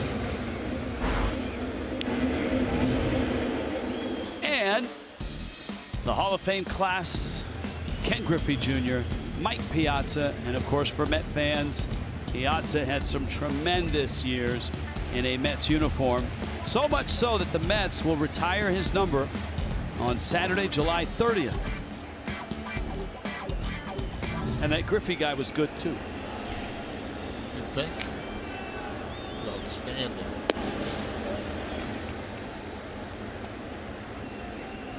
Alejandro De Aza comes in a double switch. So De Aza is going to hit in the pitcher spot.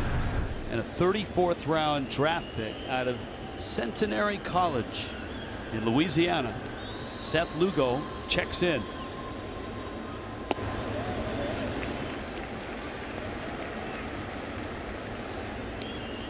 Has Puerto Rican bloodlines, so he is eligible for the World Baseball Classic to represent Puerto Rico.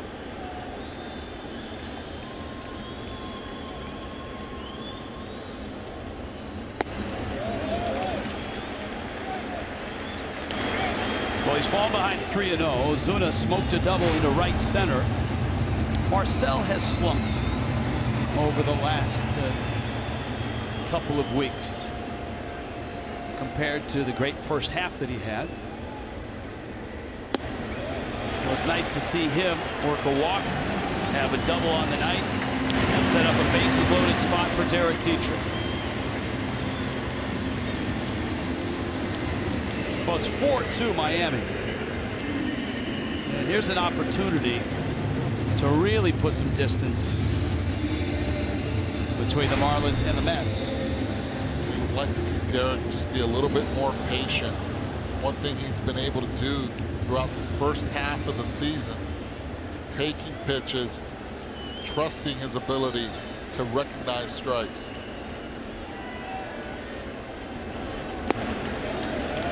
Lugo's breaking ball is in. He's not thrown a strike in 5 pitches. d'Arnaud trying to settle him down. DeGrom is gone. Your point is a good one. Jose was on the bases for a long time, including a lot of starts from first on the 3-2 pitches to Yelich. But the pitching change comes at a time where it gives him a good 8 to 10 minutes to cool off before he has to take the ball in the 5th.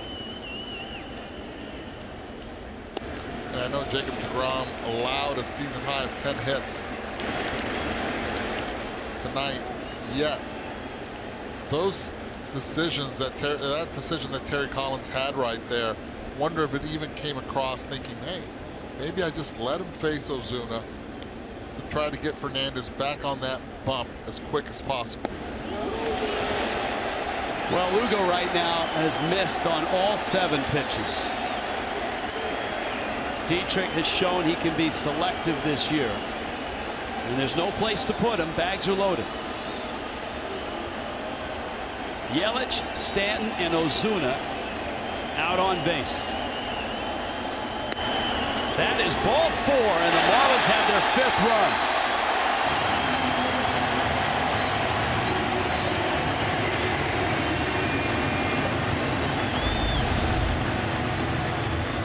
He's been missing and missing all over. It's not just away. You see that first pitch missing down and in. 3rd pitch missing down. Terry Collins has to be able to ride Seth Lugo for a while here. He already did that, made that double switch. Can't beat up your bullpen early in the game. Let's see what Chris Johnson gets first pitch. Fastball and a strike. Johnson is struck out and bounced out.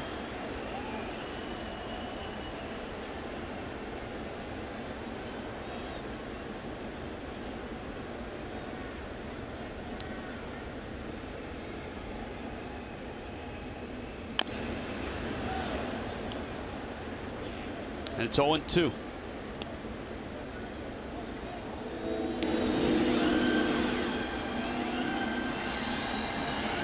Justin Bour on the field taking batting practice before the ball game, which is a great sign to see him in the cage. Still a ways to go with that high ankle sprain, but live BP is further down the road in the process of getting back. Breaking ball in.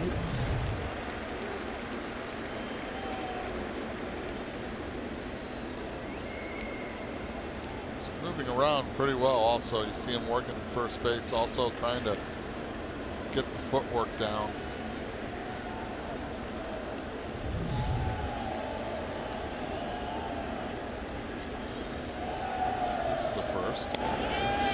Have you ever seen that? And look who he's playing catch with. Juan Nieves throwing from the right side. His pitching coach in the dugout.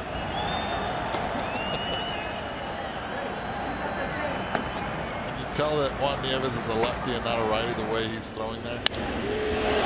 Johnson, a fly ball in the corner. Granderson stumbles and makes the catch. Wow. Curtis Granderson appeared to lose his footing, but he held on. And the Marlins with a big inning and a 5-2 lead.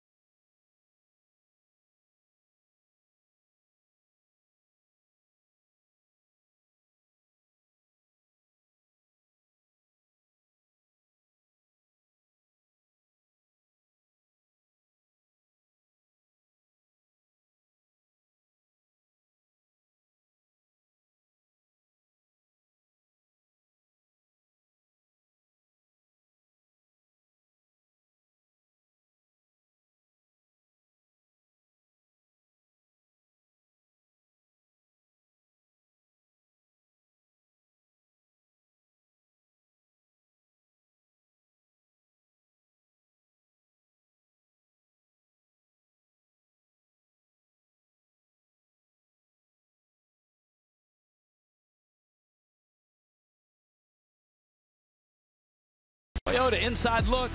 Jose Fernandez, 500th career strikeout, fastest in terms of innings, third fastest in terms of starts.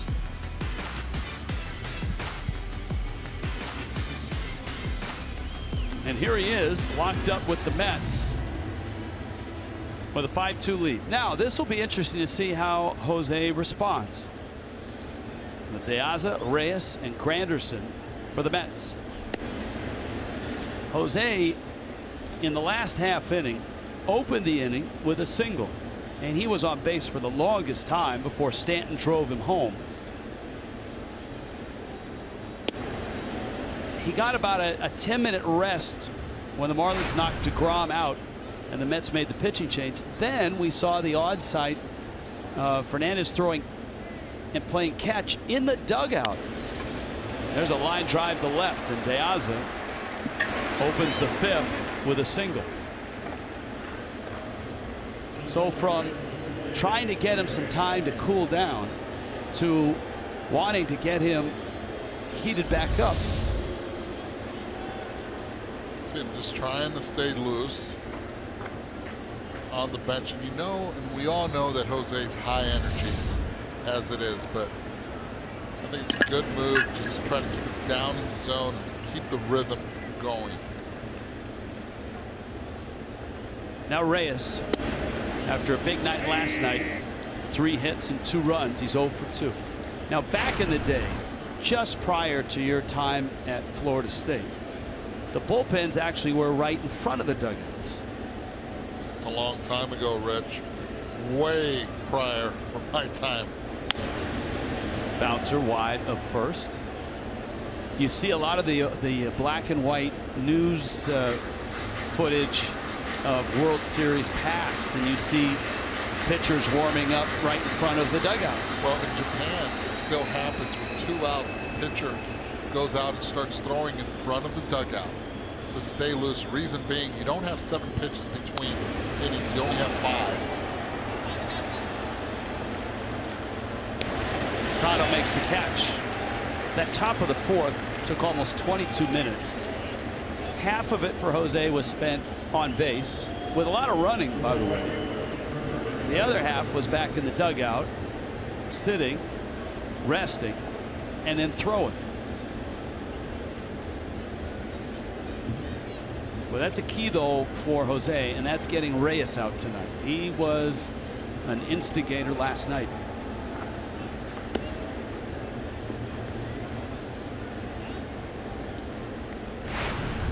Granderson has singled and bounced out.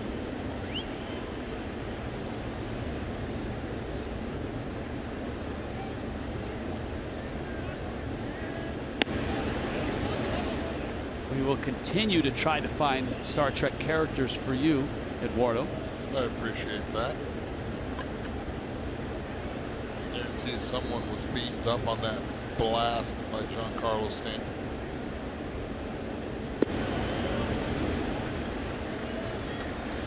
Earlier in the telecast, we saw someone dressed as Abe Lincoln. And from the crack staff, they've pointed out that Abe Lincoln actually appeared on Star Trek.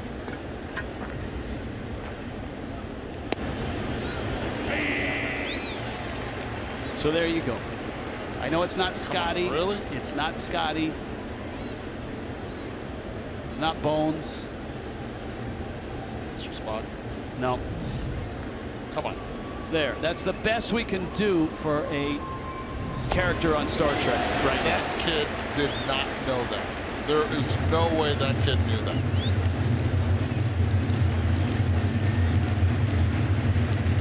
How much of a Trekkie do you have to be to wear that outfit? That's why we have a crack staff, buddy.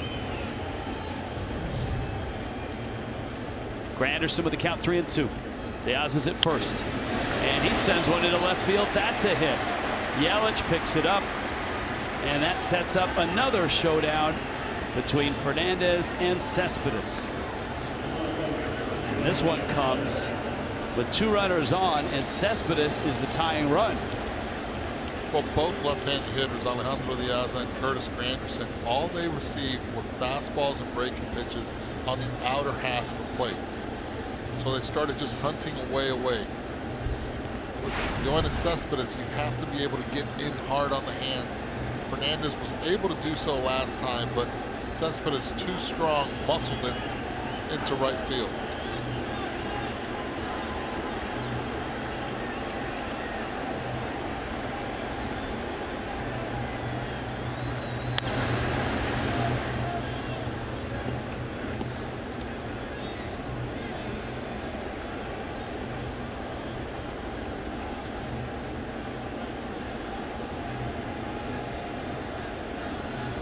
Oh, 0-1. A walk in the first. Broken bat single to right in the third, and that drove in a run. Liner to center. Ozuna after it. Slides. Did he get it? No. Not a catch. Diaz holds third. But Ozuna kept it from getting by him. Here's our first look. See Jose getting under that slider. Little bit, the slider stayed right over the plate. Dangerous pitch with Yoenis Cespedes. Prolific off-speed hitter. Diaz having to read this. Stops halfway, doesn't know if he catches it, does the right thing. Stays there, bases loaded. When you're down 3, there's no way you want to risk a double play in that situation to end the inning. Risky play right there by Ozuna. And Cespedes has had big at-bats tonight. He's been on base all 3 times. And here's what Miami feared, that long inning on base for Fernandez to come back out and have another long inning here against the Mets. And a guy that has had 3 really nice at-bats in this series. It started last night as a pinch hitter in the 9th, and he blasted a 2-run homer off of Fernando Rodney. Loney walked in the 1st and had a sacrifice fly in the 3rd. Have to try to get hard in on his hands. Something Jose has not been able to do yet on the night. Staying away on every left-handed hitter. Fernandez from the windup. And it's 1-0.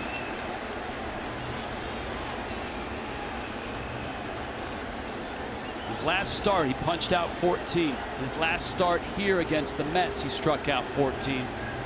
But this is not that kind of night. Just 4 strikeouts. He's fallen behind Loney at 2-0.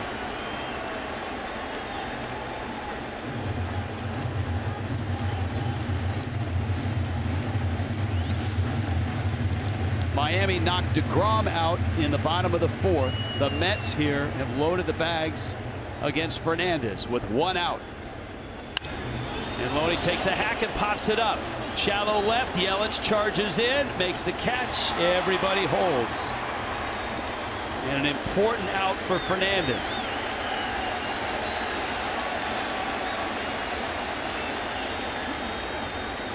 Yelich covers a lot of ground and left.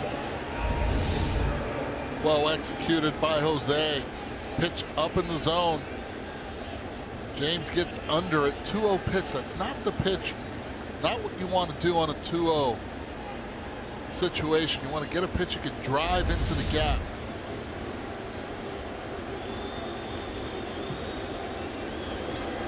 Asdrubal Cabrera now has bounced out twice. A Met at every base. Time called. And Jose will do it again. Pretty good shot put right there. Well, they tell pitchers not to stop their motion.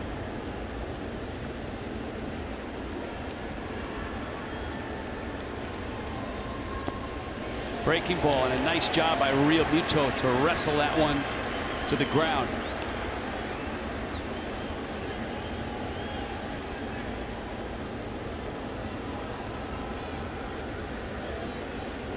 Cabrera's added some nice pop for the Mets. 18 doubles, 13 homers, and hot lately.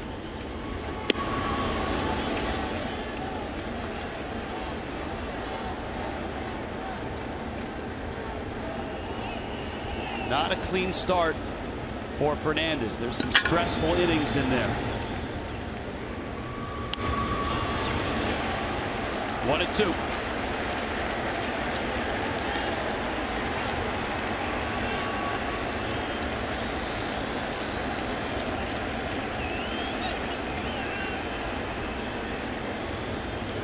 Jose wants to change the signs right now. You have a veteran at second base, a veteran at the plate. We've already seen a lot of pitches and a lot of sequences. Both Real Muto.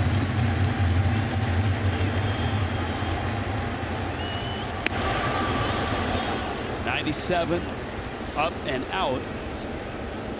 It's 2-2.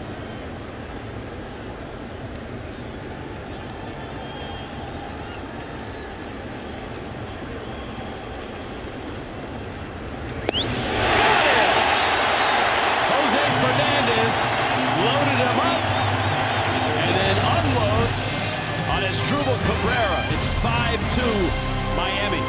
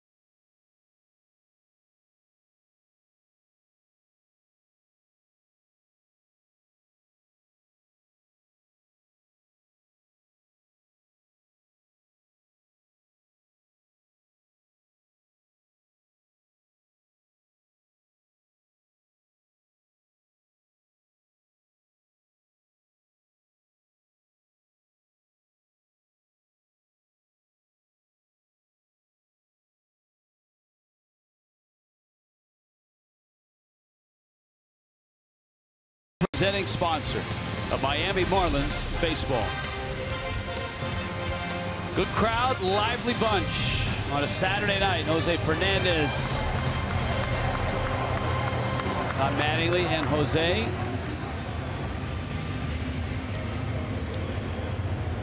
Doesn't look like he's taking him out, but there is a little bit of a lecture. Maybe not, lecture is probably too strong a word, but a conversation. I like that word better. Yes, thank you. Echeverria pops up a bunt, fouls it back. Seth Lugo still in the ball game. Now the telling thing will be, does Jose hop out on back? I mean, heck, he's 2 for 2. Even if he's taking him out, he might as well let him hit.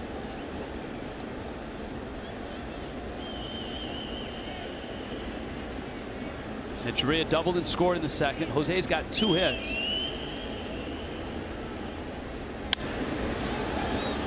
The fly ball is going to find the seats.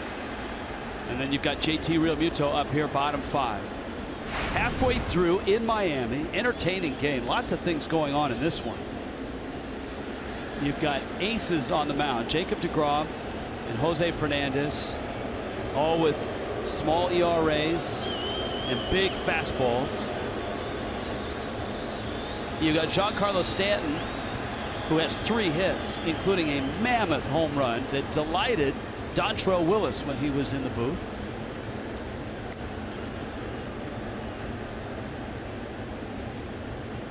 And you've got an Andy Echeverria with his second hit.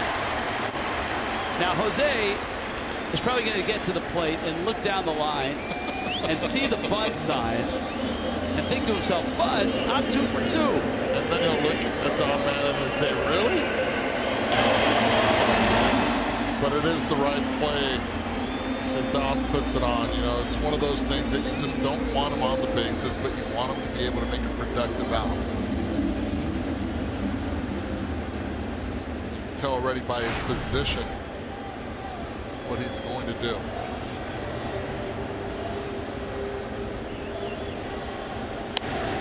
Perfect first base side. Loney on to first in time. It sets up Realmuto and Prado to follow. You can enjoy big discounts and all the Marlins action with the Steals and Deals Tuesday offer.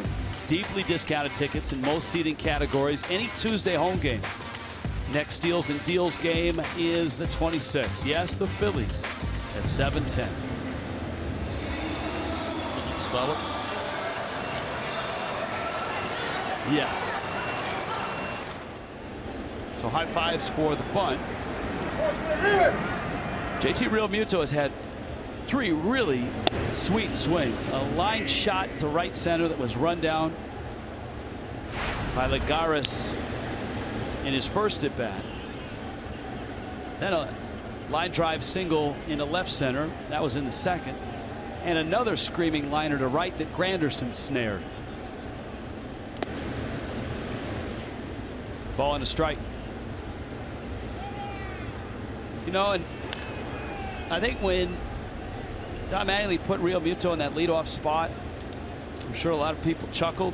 Maybe even Realmuto might have thought, "Oh, this is probably kind of cool for a game or 2."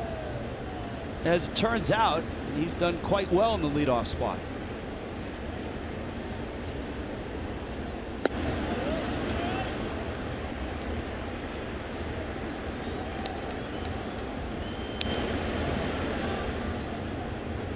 Remember, Mattingly has said when Dee Gordon walks through the doors, he won't be handed the keys to the car right away. Mattingly's plan is to blend Gordon into the lineup. But obviously, if he's in the lineup, he's going to be in that leadoff spot. Yes, he will. But think about this: when Ichiro is in the lineup, JT slides down, so it's not that big of an adjustment for JT. Move in the order again. 2-2. Realmuto, slow roller, and he's out, but not by much. Walker gets it to first. Here comes Prado. I know this is a week or 2 away, Where does Ichiro hit when he and Gordon are in the lineup at the same time? That's a great question. And to me, I think it all depends on D. You could always move D down in the order if you have to. Yes, he was great last year as a leadoff hitter at the beginning of the season this year. Yet Ichiro has done a phenomenal job in that leadoff spot when he plays. Here's Prado. In the Marlins lineup, everybody seems to have done a little something tonight. But it's one of those nights where somebody has to wear it, and it's Prado who has struck out 3 times.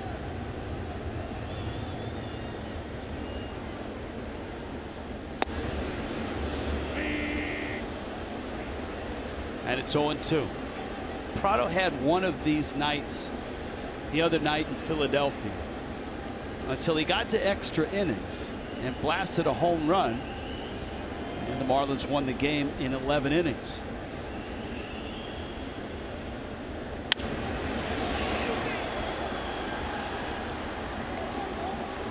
You saw where d'Arnaud wanted to go again with Lugo, up in the zone with 2 strikes. Different pitcher though. Not looking at the same type of fastball that Jacob deGrom possesses. Lugo more effective down in the zone.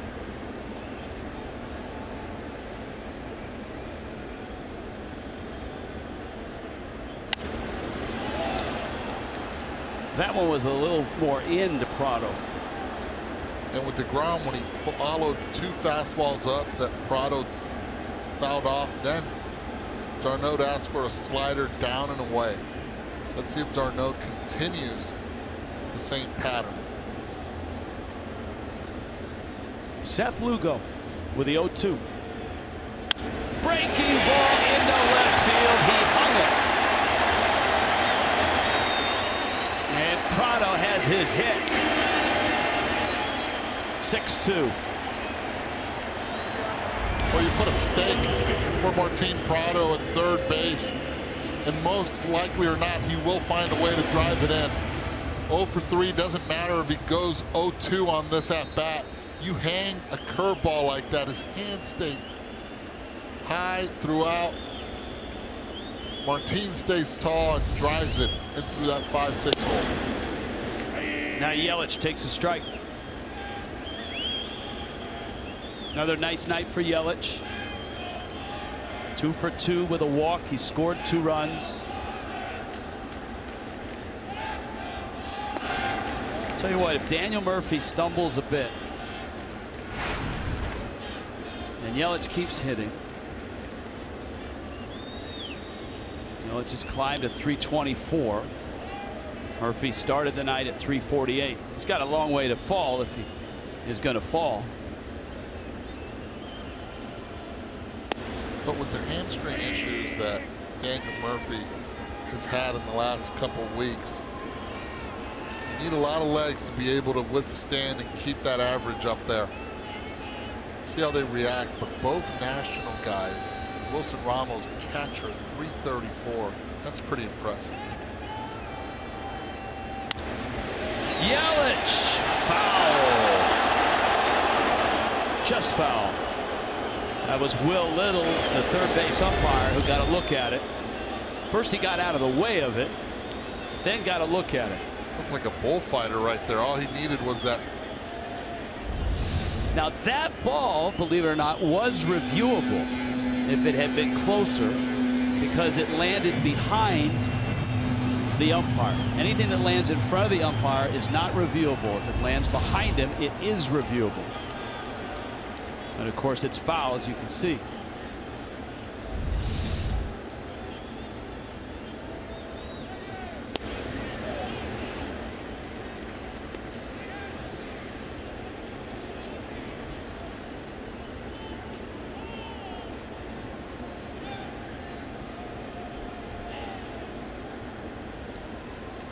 Stanton on deck. Yelich ready, a 2-2 coming. And he got him. But the Marlins add on Martin Prado with an RBI single. 6-2.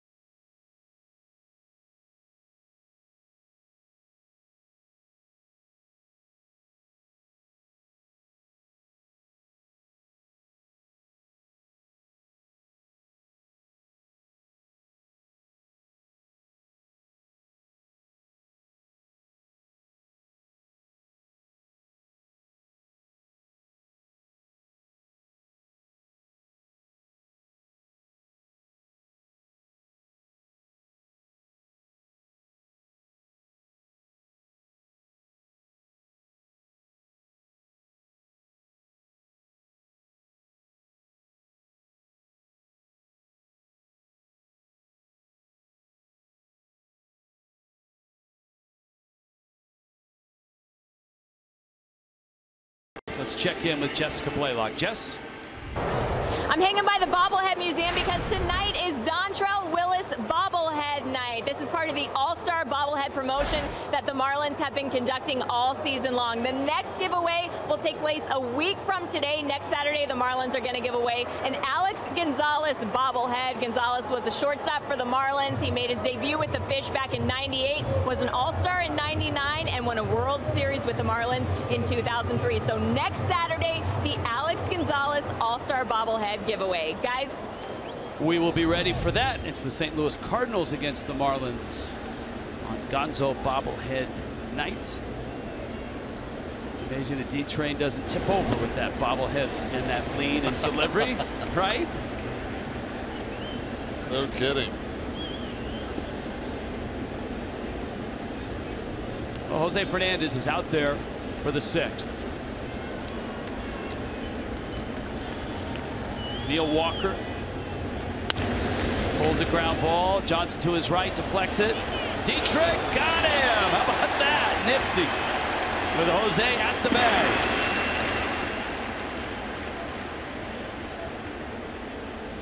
Well, it takes an athlete to be able to do this. Jose Fernandez falling off towards the first base side. Chris Johnson's not able to handle it, but Derek throws a strike to Jose being there. Not breaking stride at all. Jose putting his foot on the bag.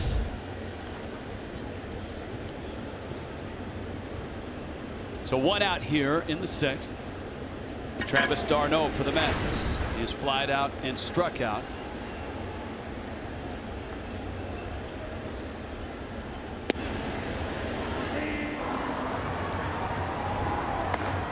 Antonio Bastardo in the bullpen. I just say that with gusto. You do. It's a tradition. Michael Conforto on deck.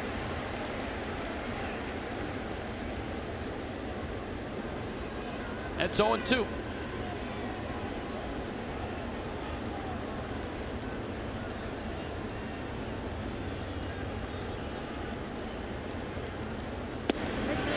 Got him. Ted Barrett rings him up.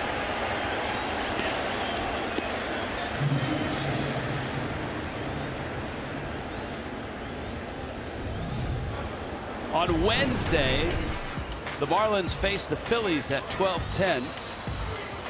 A lot going on in that one.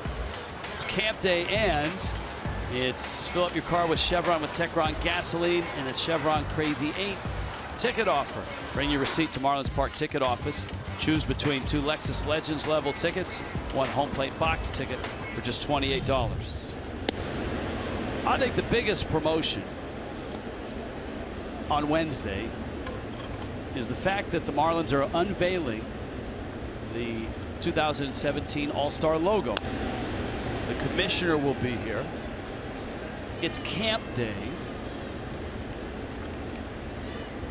And it's a Crazy 8 Wednesday. In that order.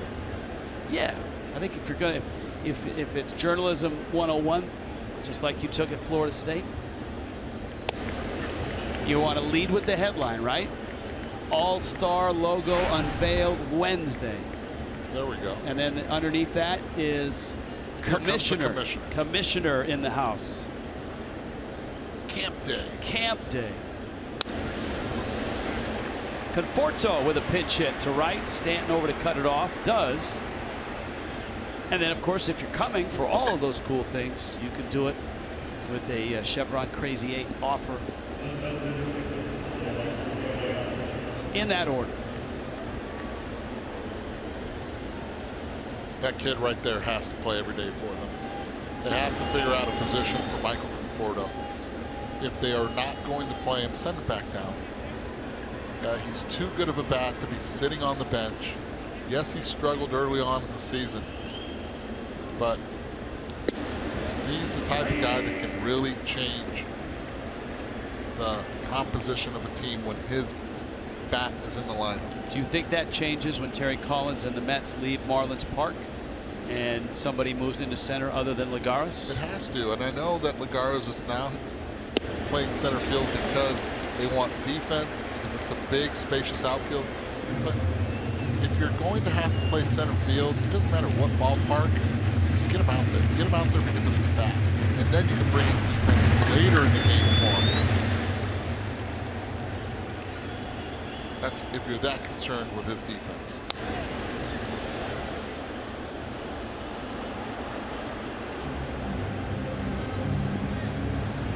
Went back down to Las Vegas, made an adjustment with his feet, staying back a little bit longer, and it's translated so far to 2 pinch hits since he's been up.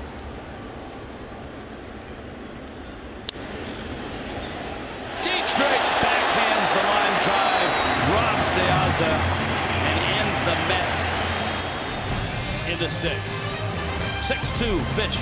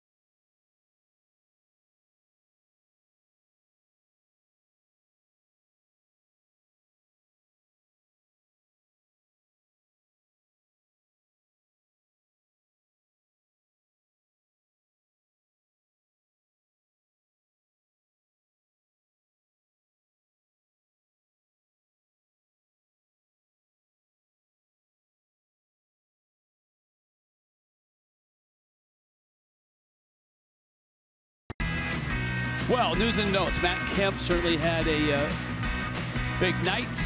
2 homers, 4 RBIs last night as the Padres beat the Nationals 5-3. Lance McCullers shut down the Angels, and today Chris Sale scratched from his start against the Tigers, and it apparently was a clubhouse incident that prompted the White Sox to send him home.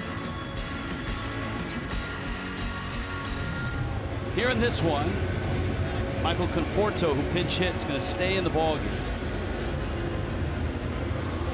And Antonio Bastardo is in. And he'll face Giancarlo Stanton. Stanton tonight is 3 for 3. And he's done it with a variety of swings.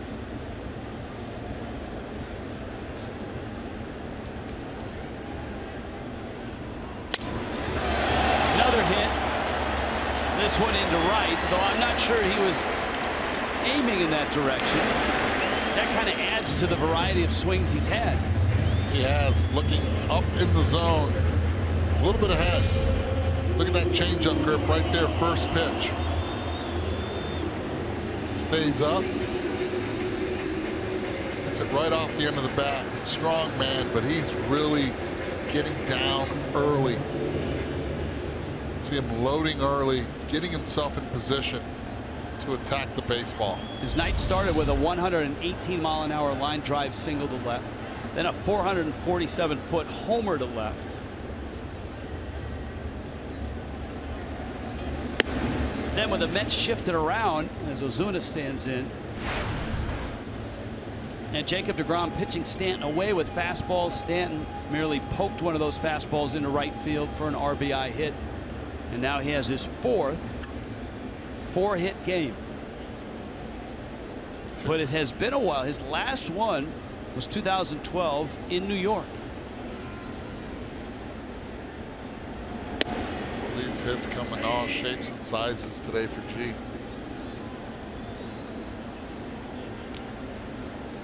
That one probably off the bat at what, maybe 60 miles per hour? We'll take it. You know, I didn't think to check StatCast on that, but I will, just for your curiosity. I had an opportunity one time to pitch in the minor leagues in a minor league game in Memphis at AAA, and my first pitch I threw it, and I'm looking back to see what the gun says, and it did not register. None of the pitches registered. That just tells you it was way below anything that could register. Do you think the operator got up to get something to eat while you were pitching? No, it was just lack of velocity. You have to recognize when you have no velocity whatsoever. Ozuna fouls it back. Well, Stanton singled to right, left the bat at 78 miles an hour. There we go. So I was way under. That just tells you I was throwing a baseball way under 78.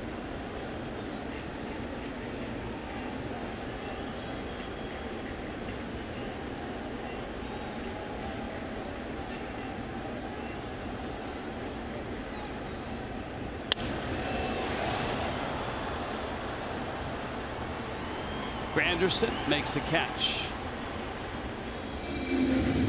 So Bastardo has an out. And here's Derek Dietrich.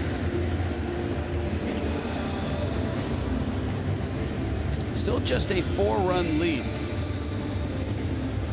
And probably just one more inning of Jose Fernandez. Already at 92 pitches. I would say you're right.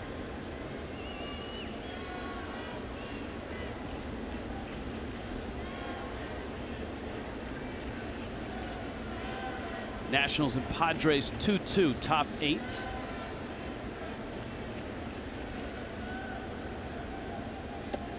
Dietrich couldn't check the relevance of that score, is that the Padres beat the Nationals. You saw Matt Kemp with the 2 homers last night.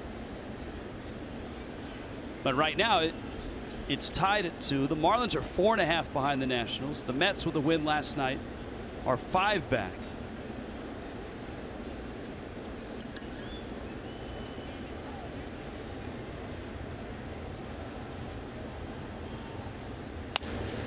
Dietrich on a busted bat out to short. Cabrera sweeps it on over to first to get the double play. 6-2 Fish.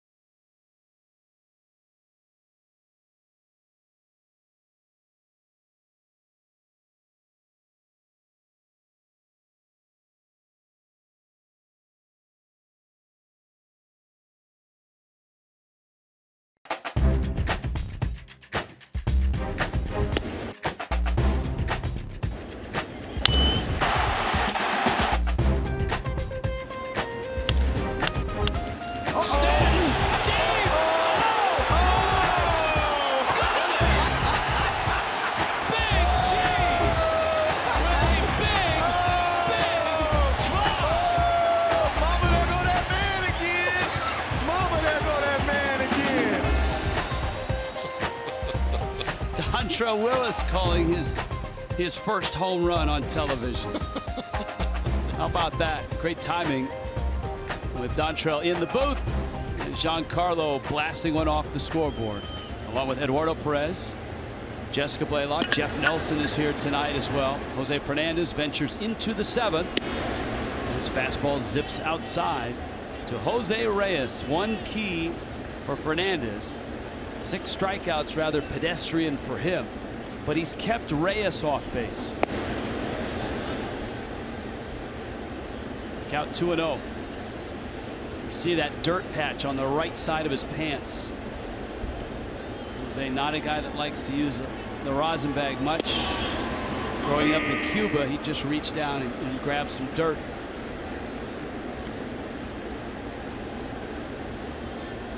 Been able to stay away on all lefties today and try to bounce back here with Reyes. That's a key pitch. When you can throw that slider any count, 2-1 right there. You saw the reaction of Reyes going, really? You can do that also? That's what separates the average pitcher from the elite.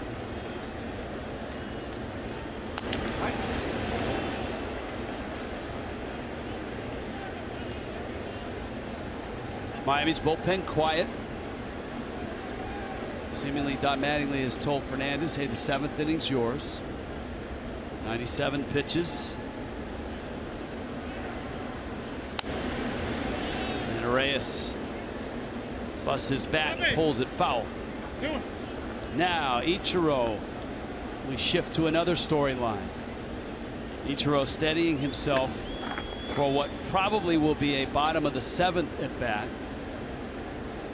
Fernandez's spot is due up 3rd, bottom 7. With Ichiro 4 hits away from 3,000.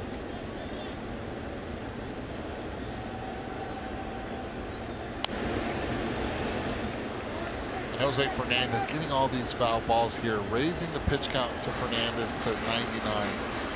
You're looking at Fernandez maybe going all the way up to 110 in pitch count. Marlins starting to get that bullpen ready. And the foul ball fest ends with a bouncer to Johnson. So an out in the 7th, Granderson and Cespedes to follow.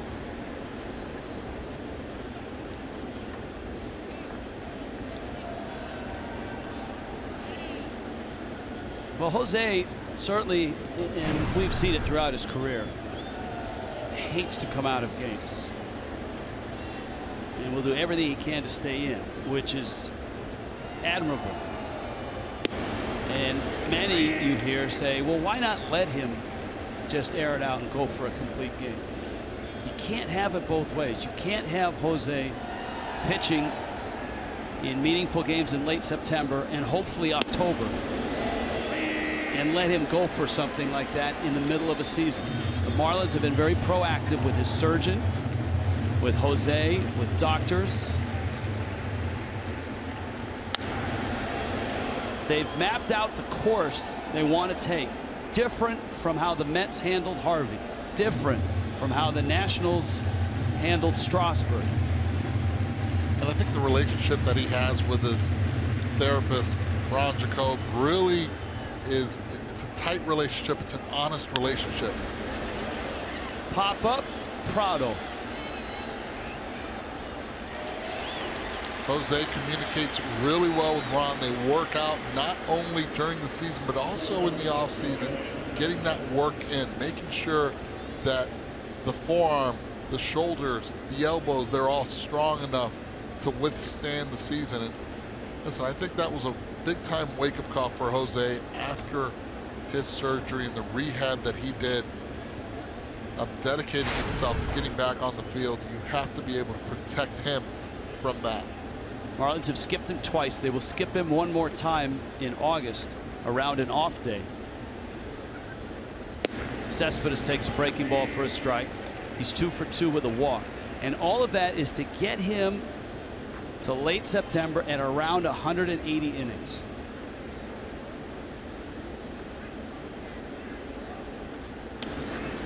He's now at 120 1/3. And I can remember that September day here in this ballpark when Matt Harvey met the press and told them, I'm not sure if I can pitch or will pitch in the postseason. Here's the 1-1. Because the information apparently he was getting from his agent and from his people were, hey, you're going to be over your limit. This might not work. And that kind of took the Mets by surprise. They worked it out. And obviously Harvey pitched deep into October into the World Series. Let's go back to the Steven Strasburg situation also a couple years ago. You want Jose to not only finish the season strong, but to be able to pitch in the postseason. It's a good pitch. Great call by Teddy Barrett. Good pitch by Jose going to that fastball. Trying to finish out this 7th inning.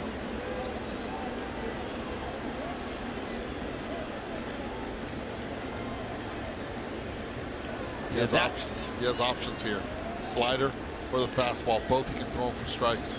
I think he wants to go to the slider. Fastball. Jose punches out Cespedes finally. 7 strikeouts, 7 innings, and a 6-2 lead.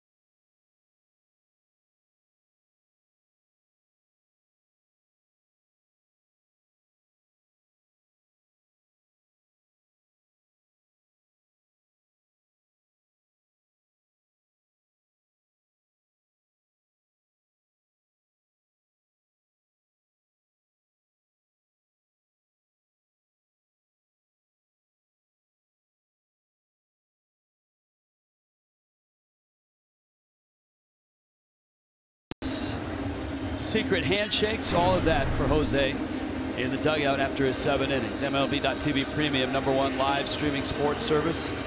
Watch every out-of-market game live in HD on over 400 supported devices. MLB.TV Premium includes a free subscription to At-Bat Premium. Blackout, other restrictions apply. MLB.TV.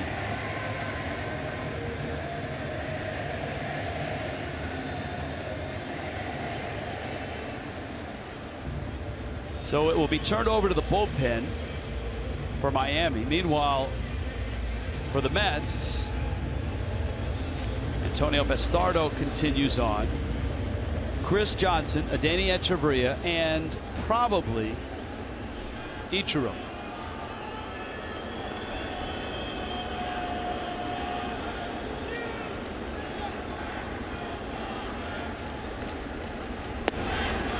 Johnson 0 for 3.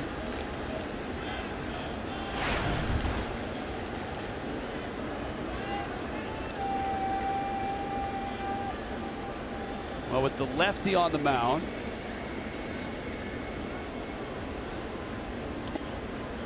That one kicks away. Could be that guy right there. Could be Rojas.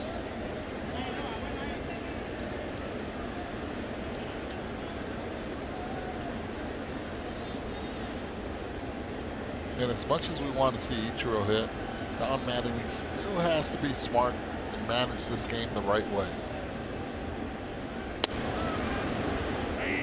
Which is save Ichiro for a right-hander, especially since the back end of the Mets pen is right-handed. Right-handed dominant the way that pen is set up. Well, the Marlins got a taste of that last night. For the 50th straight time, Jeurys Familia saved a ball game, but Addison Reed seems to have nastier stuff than Familia. He's been lights out, and what a setup guy to have to get to Familia.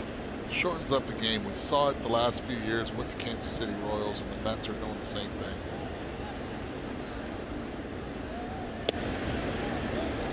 And I must add that the Marlins are also doing the same thing with it. The way Fernando Rodney has been able to pitch in the 8th inning with the lead, giving the baseball to A.J. Ramos in the 9th.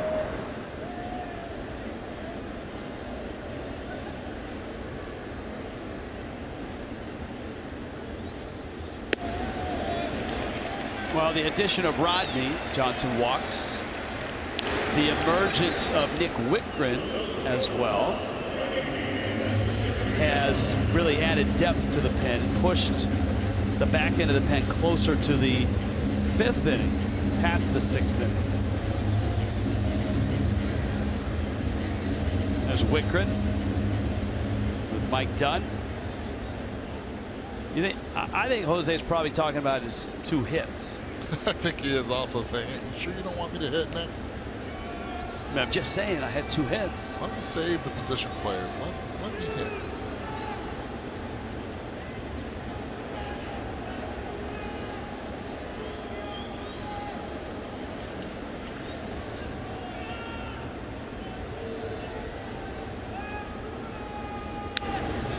Echeverria, nice night tonight, has doubled and singled and scored 2 runs. Bottom of the order has been productive. Echeverria 2 for 3, 2 runs scored. Jose Fernandez 2 for 2, RBI, run scored, and a sacrifice. That is a nice day's work for Fernandez.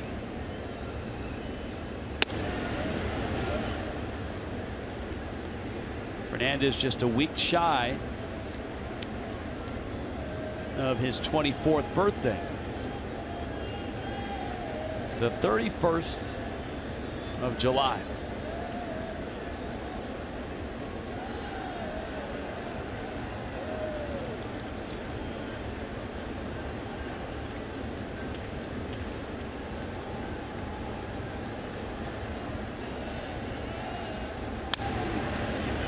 That one fouled back. Some more details coming in about Chris Sale being scratched from his start. Sources told MLB.com's JP Morosi that the incident stemmed in part from Sale protesting the use of throwback jerseys in Saturday's game.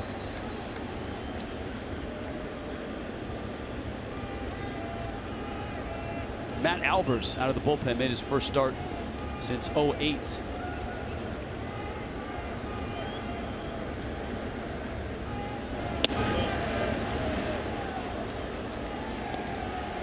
White Sox have a 2-1 lead over Detroit, and that's top 4.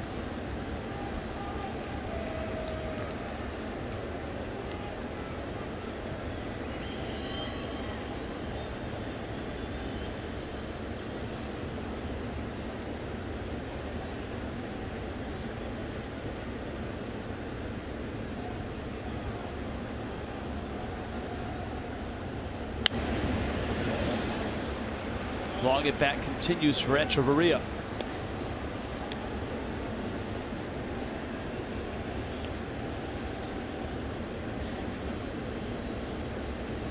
See how the White Sox bullpen will be after that.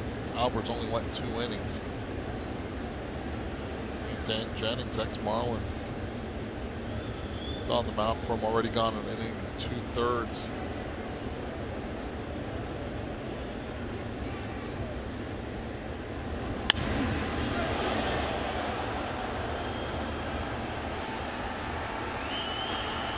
Granderson makes the catch. Johnson returns to first. And it will be Miguel Rojas who gets the at-bat.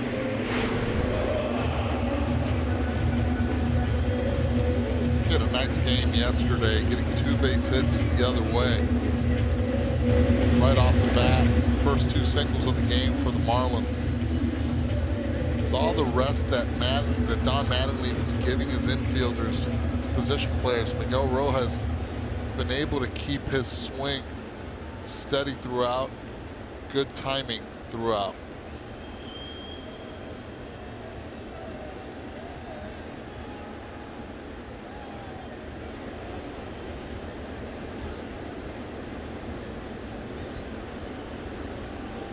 So Rojas hits for Jose. Jose had 2 hits. John Chimchuk is our baseball historian, and he notes the record for the Marlins franchise for hits by a pitcher in a game is 3 hits, and it has been accomplished 7 times.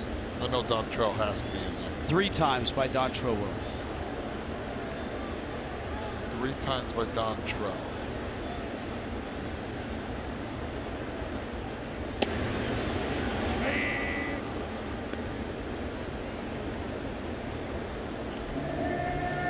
Good hit.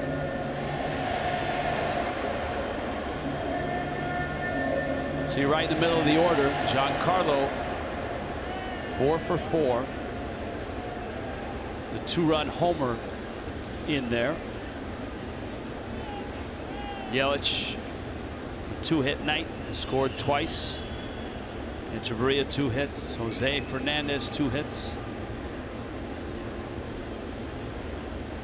Bastardo has broken out the 4 corners offense here.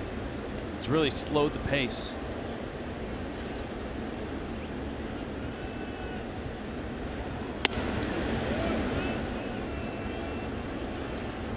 For whatever reasons, relief pitchers, and maybe we'll ask Jeff Nelson this on the postgame, relief pitchers inherently do not work as quickly as starters.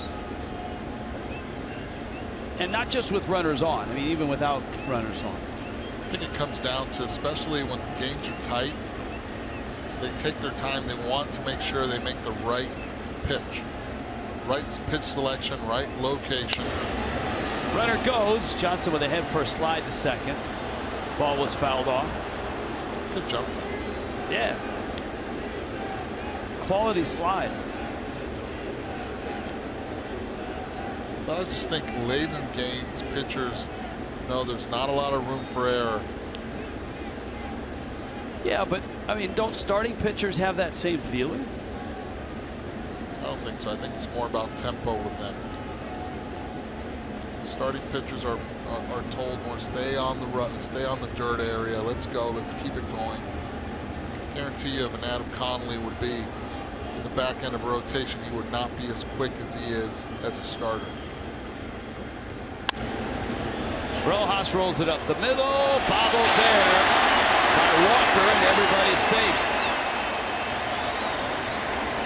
But most of the Mets were going to get out of that was 1 out. Walker made the mistake of not trying to backhand this baseball. See him going to his right. Ball kept spinning. Wasn't able to handle it. Going to be a base hit.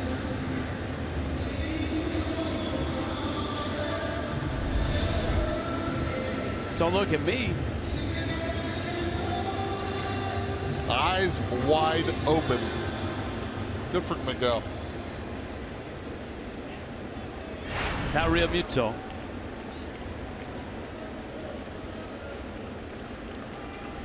We should start making a list of questions for the commissioner, right? He's here on Wednesday. You know, he's floated the idea, and Major League Baseball has been studying it for a couple of years. Realmuto pulls it. Bobbled by Reyes out there. No chance for Realmuto at first. The idea of limiting a relief pitcher's role in that, you know, there's a lot of different ideas. Maybe a reliever has to face at least 2 hitters when he comes in.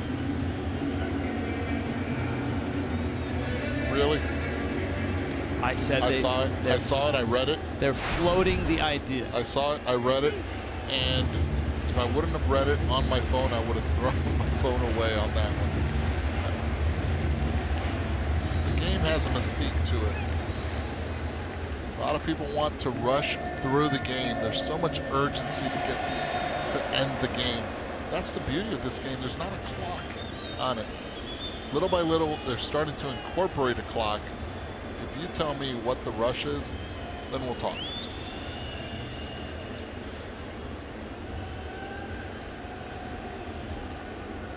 Prado.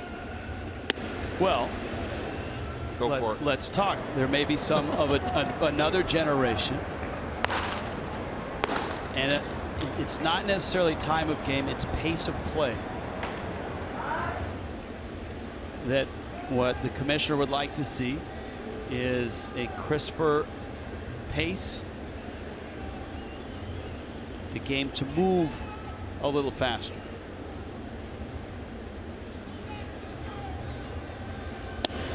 You want the game to move faster? Make sure that pitcher stays in the dirt area, gets in the rubber. Amen. And is able to now execute his pitch in a timely fashion, quickly. Let's go.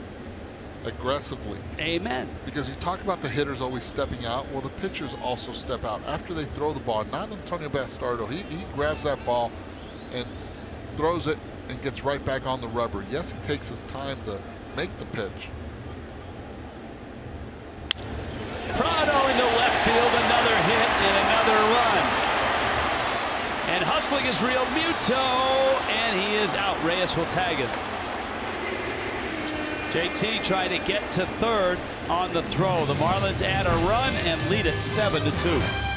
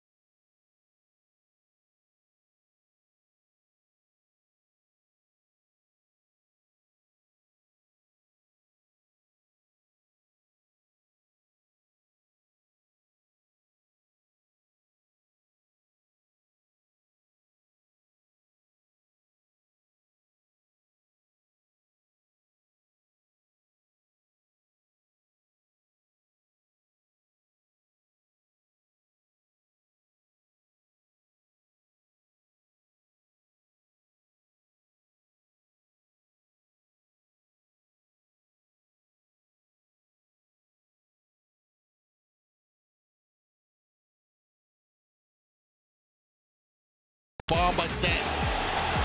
Get 3 RBIs by Giancarlo. You hit the scoreboard. Take the pass from Lenny Harris. You get pushed around by Barry Bonds and Jose Fernandez. And then Jose takes over. And how does he do it? This way. Sliders down and in to the lefties. If not, I go up the ladder against Lagares.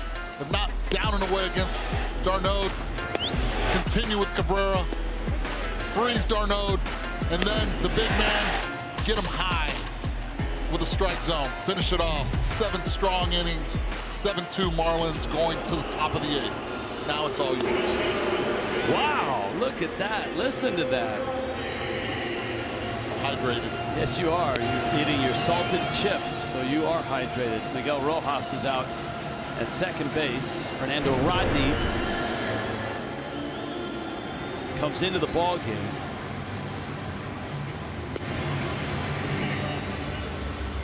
That means the pitcher spot is in Derek Dietrich's spot, which means if the Marlins get a base runner, Ichiro gets an at-bat in the bottom of the 8th. That's good managing right there by Mr. Mattingly trying to appease the fans. Well, and had Realmuto not been thrown out at third to end that inning, then it would have guaranteed an Ichiro at bat. As it is, the Marlins need a base runner in the 8th, and in all likelihood, an Ichiro at bat is coming.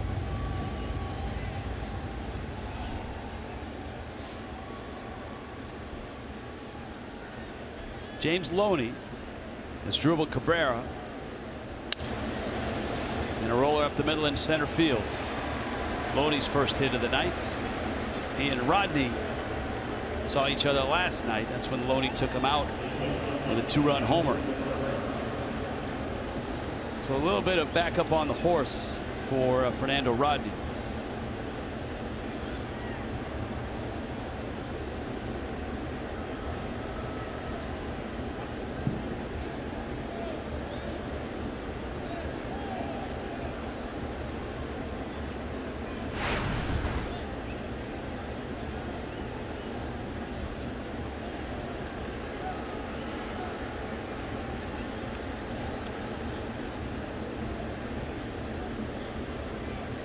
Cabrera's 0 for 3.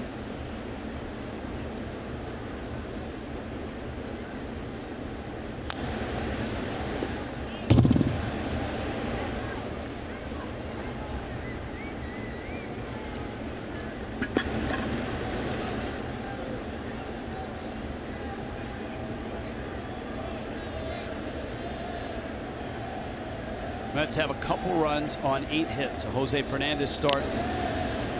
7 innings, 2 runs, 7 strikeouts.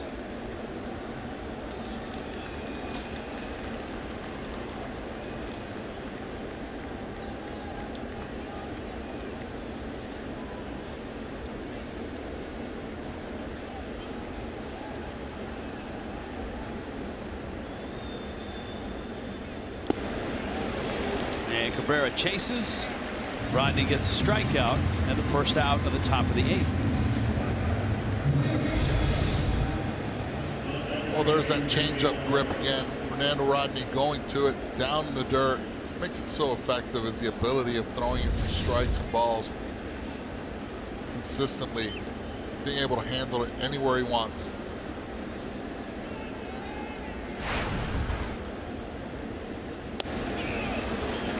Changeup, strike.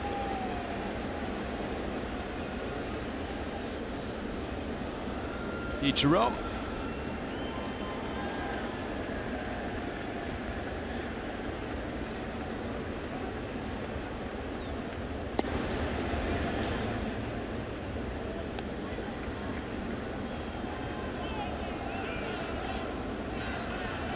Walker's slump now is stretched to 4 for his last 44. Although he hit the ball hard in the 4th inning, he lined out to Echeverria.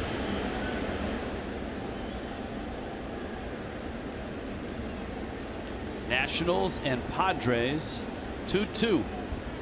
Top 9 in DC. Nationals have wobbled a bit atop the East. The Giants have wobbled a bit atop the West.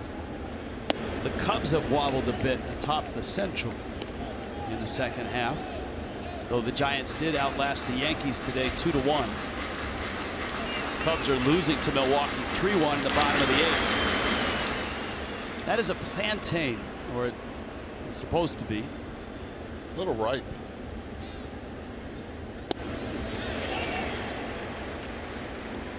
I think in an earlier telecast I called it a guy in a banana suit and was corrected immediately. Yes. I understand, but I mean, you cannot make any tostones out of that one. That would be more of a plátano pintón, just in between. Even when you know it's coming, that changeup, it's really hard to hit. Especially when you're struggling. Walker goes down. Hope you join us tomorrow. Jose Urena will try to back up a really nice start. Steven Matz will bring a 7-6 record and a mid-3s ERA to the mound tomorrow. We start it at 12:30 with Marlins Live. Jessica Blaylock, Jeff Nelson, Urania watches. Here's d'Arnaud.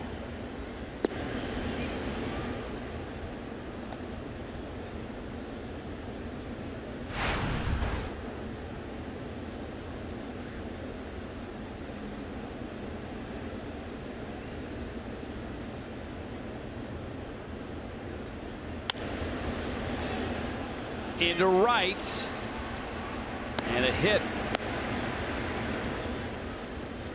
Travis d'Arnaud. First hit of the night for d'Arnaud. Second hit of the series. 2 on, and Rodney gets Conforto. With Rodney pitching yesterday, an inning, the Mets did some damage, and now here an inning that has a couple of base runners. I don't want to say it eliminates him from tomorrow's game, but it certainly puts him on the protected species list. It does, but with the depth you have from the Marlins, you have Kyle Barraclough that has been pitching phenomenal as of late. Nick Wittgren. Those guys can fill in nicely for Rodney if he needs that day off.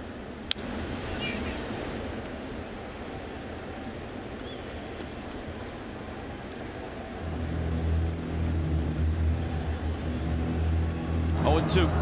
Mets pen.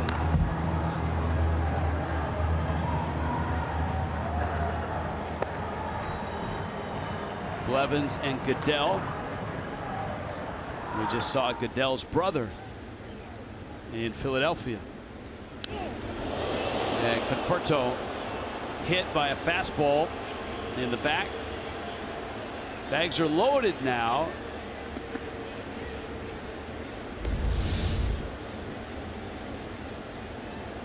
Saw the same thing from Rodney yesterday against Cespedes. Conforto getting hit right on the shoulder blade. Never has been afraid to throw inside, and he needs to be able to throw inside against left-handed hitters because it makes that changeup more effective. Kelly Johnson. Bases loaded, 2 outs.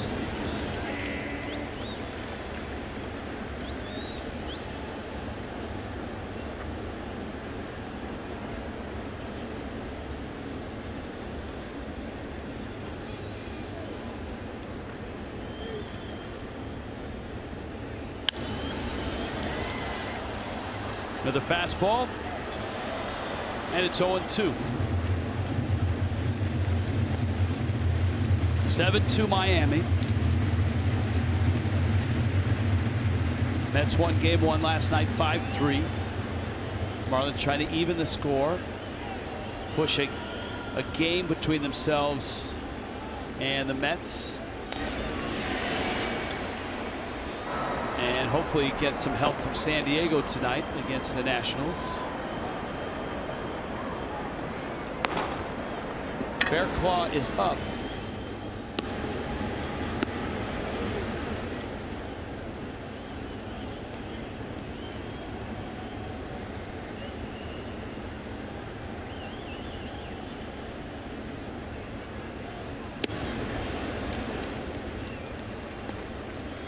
One and 2.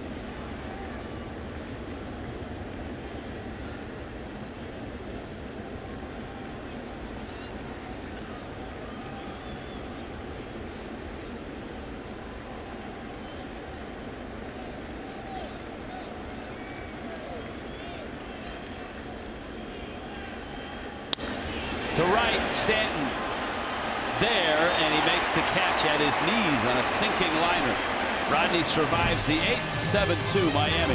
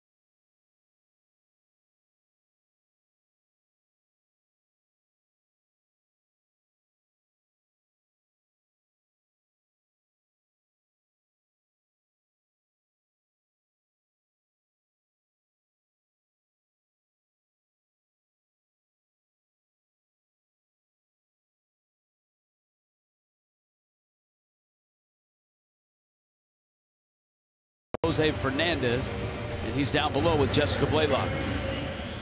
Jose, in your last 2 outings against the Mets, you've only allowed 2 runs and you struck out 21. How have you been able to have so much success against a lineup that can do some damage? I mean, obviously they're very good and they're great at what they do, and they're a really tough team to pitch to.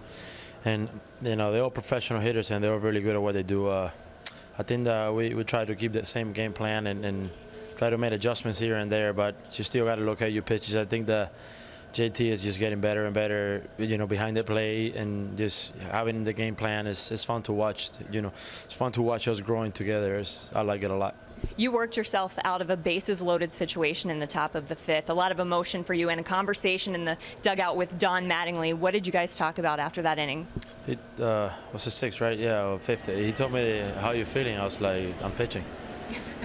You know, I felt great, felt very strong. You know, and I told him it was very hot out there for some reason, but you know, it was just fun, as this game is so big for our team, and you know, we still got to win it, but I think that, you know, we're going on our way there. A moment that you loved tonight, the 2-run home run from Giancarlo Stanton. We saw you guys celebrating in the dugout. How much does a hit like that from one of your teammates re-energize you as a pitcher? You know, when he hit it, I told Juan, I was like, that's it. They got no chance. It's just, you know, it gives you this confidence. You know, the team has your back, and we all know that. But, you know, they're coming back right after I give up 2, and it's just, you know, incredible to see this team playing together, man. It's just fun to watch. We're not giving up, and, you know, we're battling it. We know how important every game is, so we're just very, very happy to be. I'm just very lucky and happy to be a part of this team. We knew that you and Jacob deGrom would battle on the mound tonight, but you guys battled a little bit at the plate as well. Yeah. You were able to get a couple of hits off of him, though, including that RBI single. I asked Tom Kohler this the other night because he got an RBI single in Philadelphia. How much fun is it as a pitcher to be able to help your own cause? You know, it is great, and that's something that, you know, I take a lot of pride on. You know, every day bunting, you know, hitting, and I mean, he's great. He's a great hitter. I threw a fastball right there. He whacked it. So, you know, and he got to second base. I goes, "You don't have to hit it so hard." And we started laughing. But it's just part of the game. And, you know, just moments like that, you know, I like to have fun. And without disrespecting nobody. And just my emotion was very high, and he was very happy. Appreciate the time. Thanks so much, Jose. Yeah. Well, we appreciate that from Jose and from the Marlins. To get a starting pitcher with an in-game interview is special. And we are fortunate enough to do that a lot here in Fox Sports Florida. Kendall Toyota called to the pen, brings in a right-hander, and you know the reason why. You've got Giancarlo Stanton and Marcell Ozuna, but the single to left by Christian Yelich also means it's a good chance you'll get an Ichiro at bat in this inning. Eric Goodell, whose brother Tyler homered against the Marlins up in Philly. And he arrives. Stanton on a 4-for-4 night. And yes, Ichiro's got the helmet on and the body armor on as well. The way Don Mattingly played it, no more left-handed pitchers for the Mets in the bullpen. Both Jerry Blevins, which just gave the base hit, and Antonio Bastardo have already pitched tonight. Ichiro is 4 away from 3,000. Now the Marlins have to keep away from a double play to ensure an Ichiro at bat here with a 7-2 lead in the bottom of the 8th.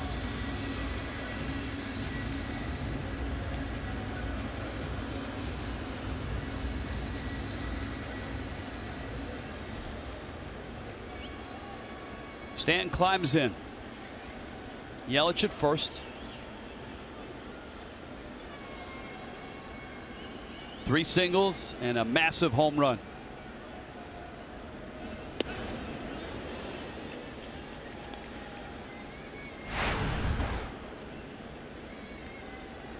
So now 21 on the season. He's at 55 driven in. End of the bat. Yelich is going to get to second. And Stanton is out. And up comes Ozuna.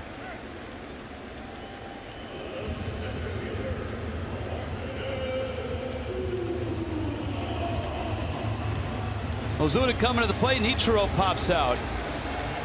And the crowd suddenly takes note. Cameras at the ready.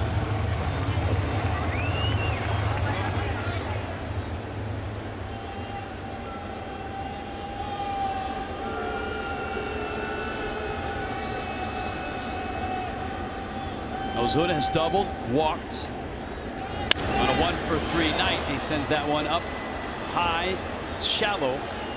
In center, it's Conforto who makes the catch.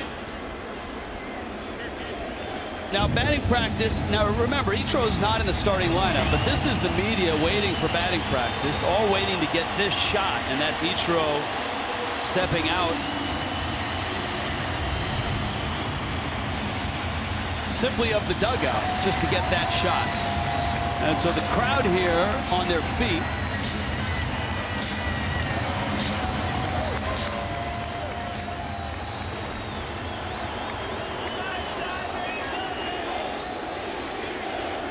Four shy.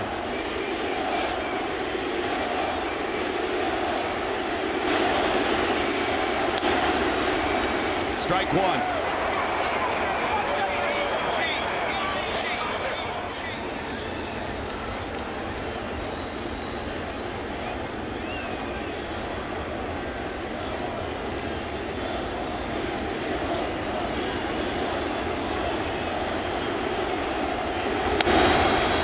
Fastball's out. And the chance of Ichiro. Commonplace as he started his career in Seattle.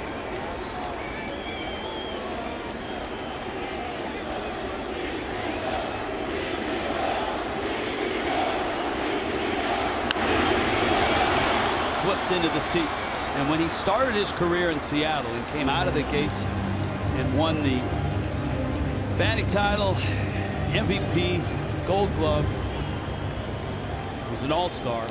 A lot of people said, well, he'll never get to 3,000 because he's 27. But even if he gets to 2,000, he's still going to make it to the Hall of Fame. Well, guess what? He's going to make it to the Hall of Fame, and he's knocking on 3,000's door. Sharp ground ball. Walker has it on to first.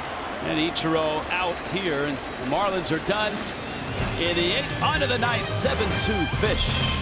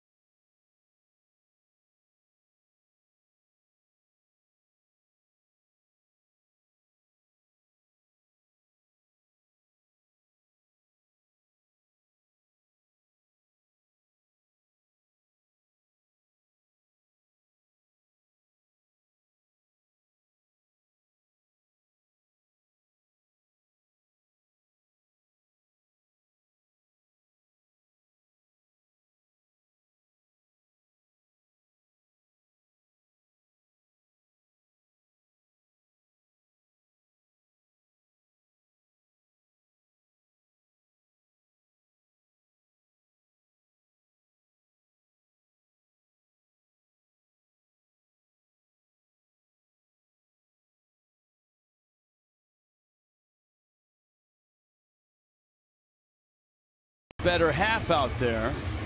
I guess if Jessica doesn't make it, Mrs. Nelson will be hosting the show.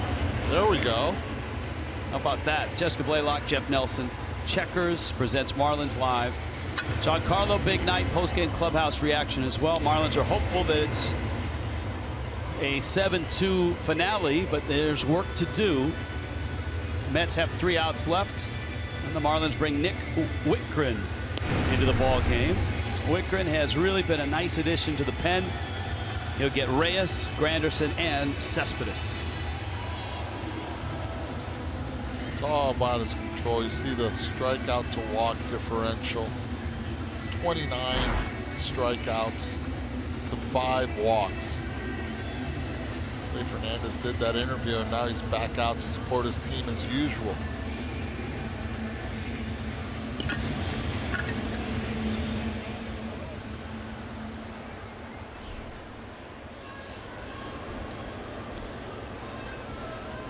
Reyes an 0 for 4. And a strike. Well, it's not all rosy tonight because Stephen Drew with a walk-off double. And the Nationals beat the Padres. Stephen Drew has done a nice job for the Nationals coming off the bench. Has 7 homers. I think those two are getting along well.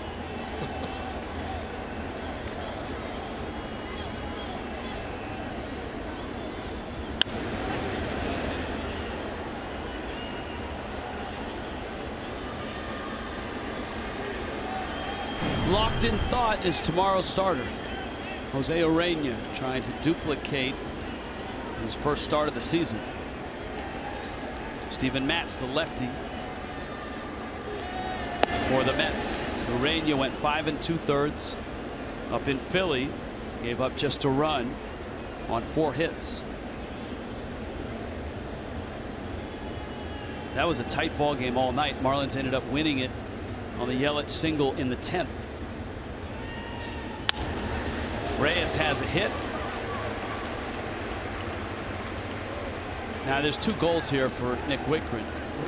One is to finish the ball game, secure the win. The other is to keep A.J. Ramos in a seated position in the bullpen.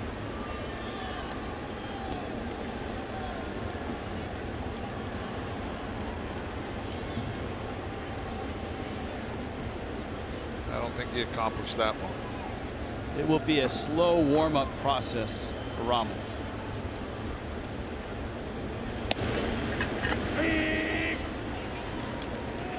And a strike to Granderson. 2 for 4 is Curtis Granderson.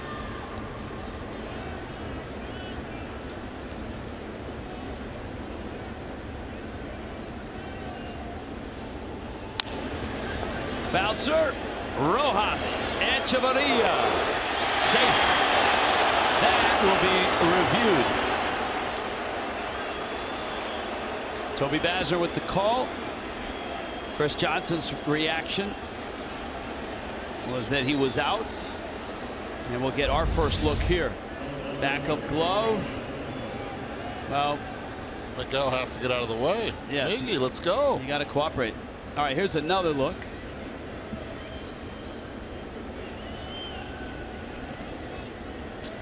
I don't know that there's enough to overturn that. That one's tough, and if I'm Don Mattingly is not going to contest it. Nope. It could also ruin the flow of Wittgren in this situation. Tighter game, maybe. So 1 out. Cespedes, who's had a really nice series so far. 2 hits tonight, 2 for 3, RBI, a walk. He had a double last night and 2 sacrifice flies.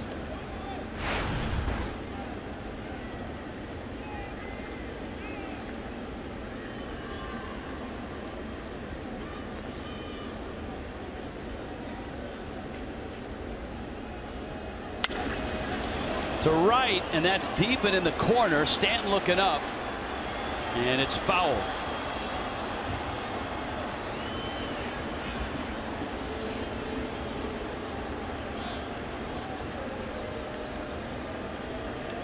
One of the traits that the right-handed hitters out of Cuba have is immense power to the opposite field. They do, and that was not foul by much. Now that's good product placement right there, isn't it? Back corner.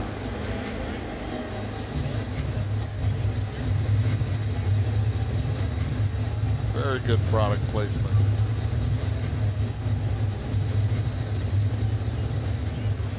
like that Wittgren has been aggressive with Cespedes right now. 0-2 count.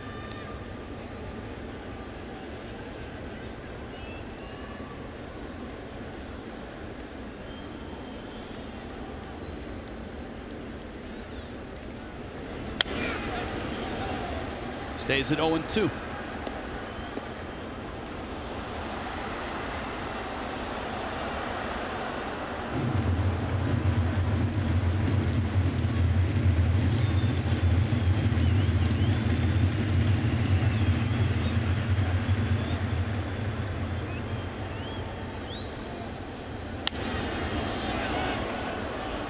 High and to left.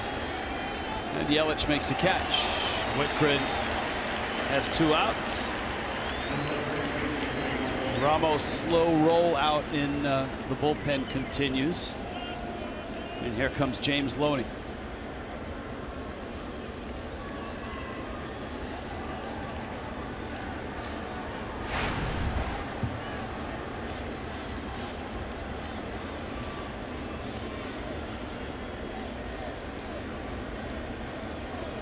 Loney's home run late last night helped seal the Mets' 5-3 win.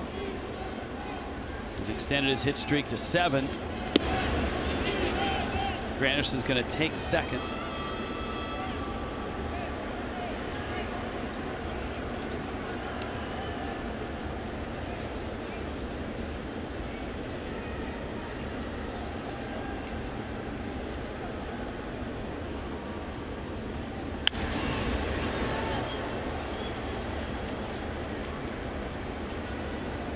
.30 Marlins Live tomorrow. Hope you're with us. Final game, 3-game set. Then the Phillies are in for 3. And then the Cardinals are in for 4.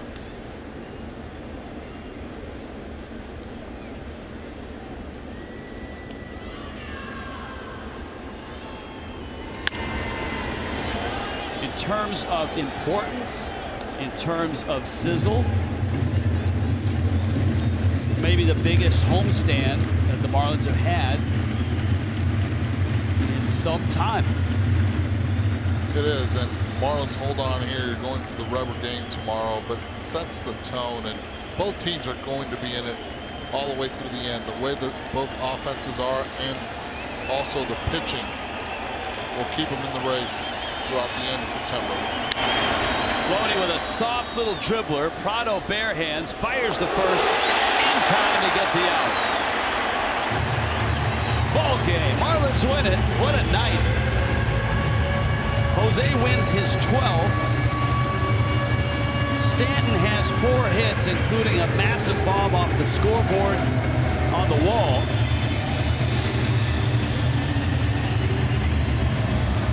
Christian Yelich continues his onslaught with 3 more hits. Prado drives in 2 with hits.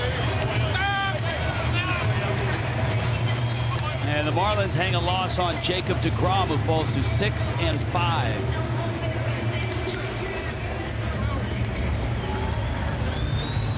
That man's happy. It wasn't necessarily the pitching duel we thought it would be when the Marlins knocked deGrom out in the 4th inning. And Jose showed that he was mortal. Still a kid out there. Yep. And the steady, calm demeanor of Don Mattingly continues to steer this ball club in an upward trajectory. The Mets fall to 51-45. The Marlins are a game and a half ahead of the Mets now at 53-44.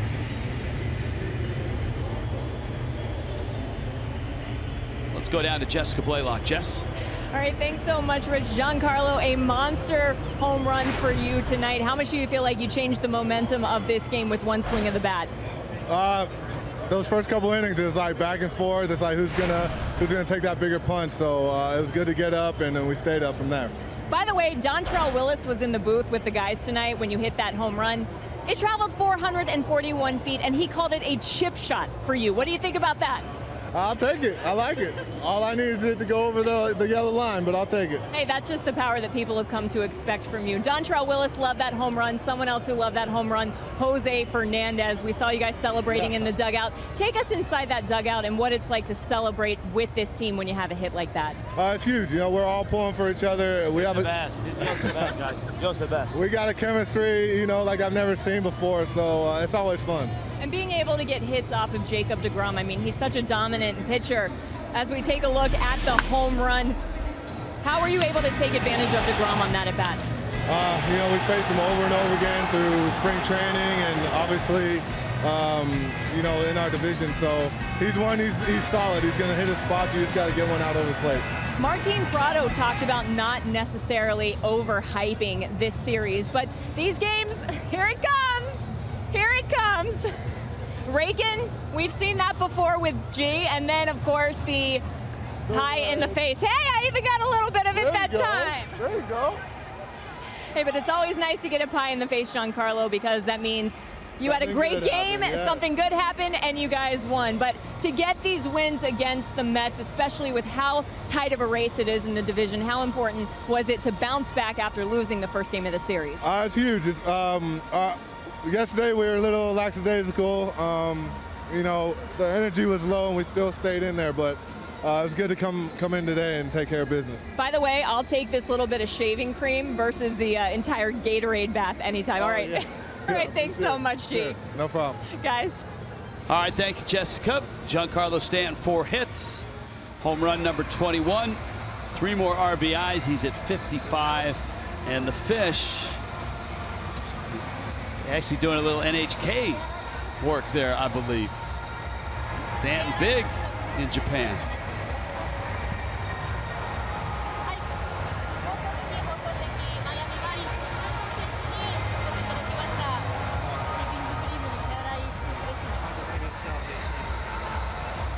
Marlins baseball on Fox Sports Florida is brought to you by Southwest Transparency. Low fares, nothing to hide. By Dodge. Visit Dodge.com or your local dealer today. And by your South Florida Honda dealers. Well, it's always good when you got a visit from the monkey, right? And that caps off a nice Marlins win. Marlins Live is next. Jess and Jeff.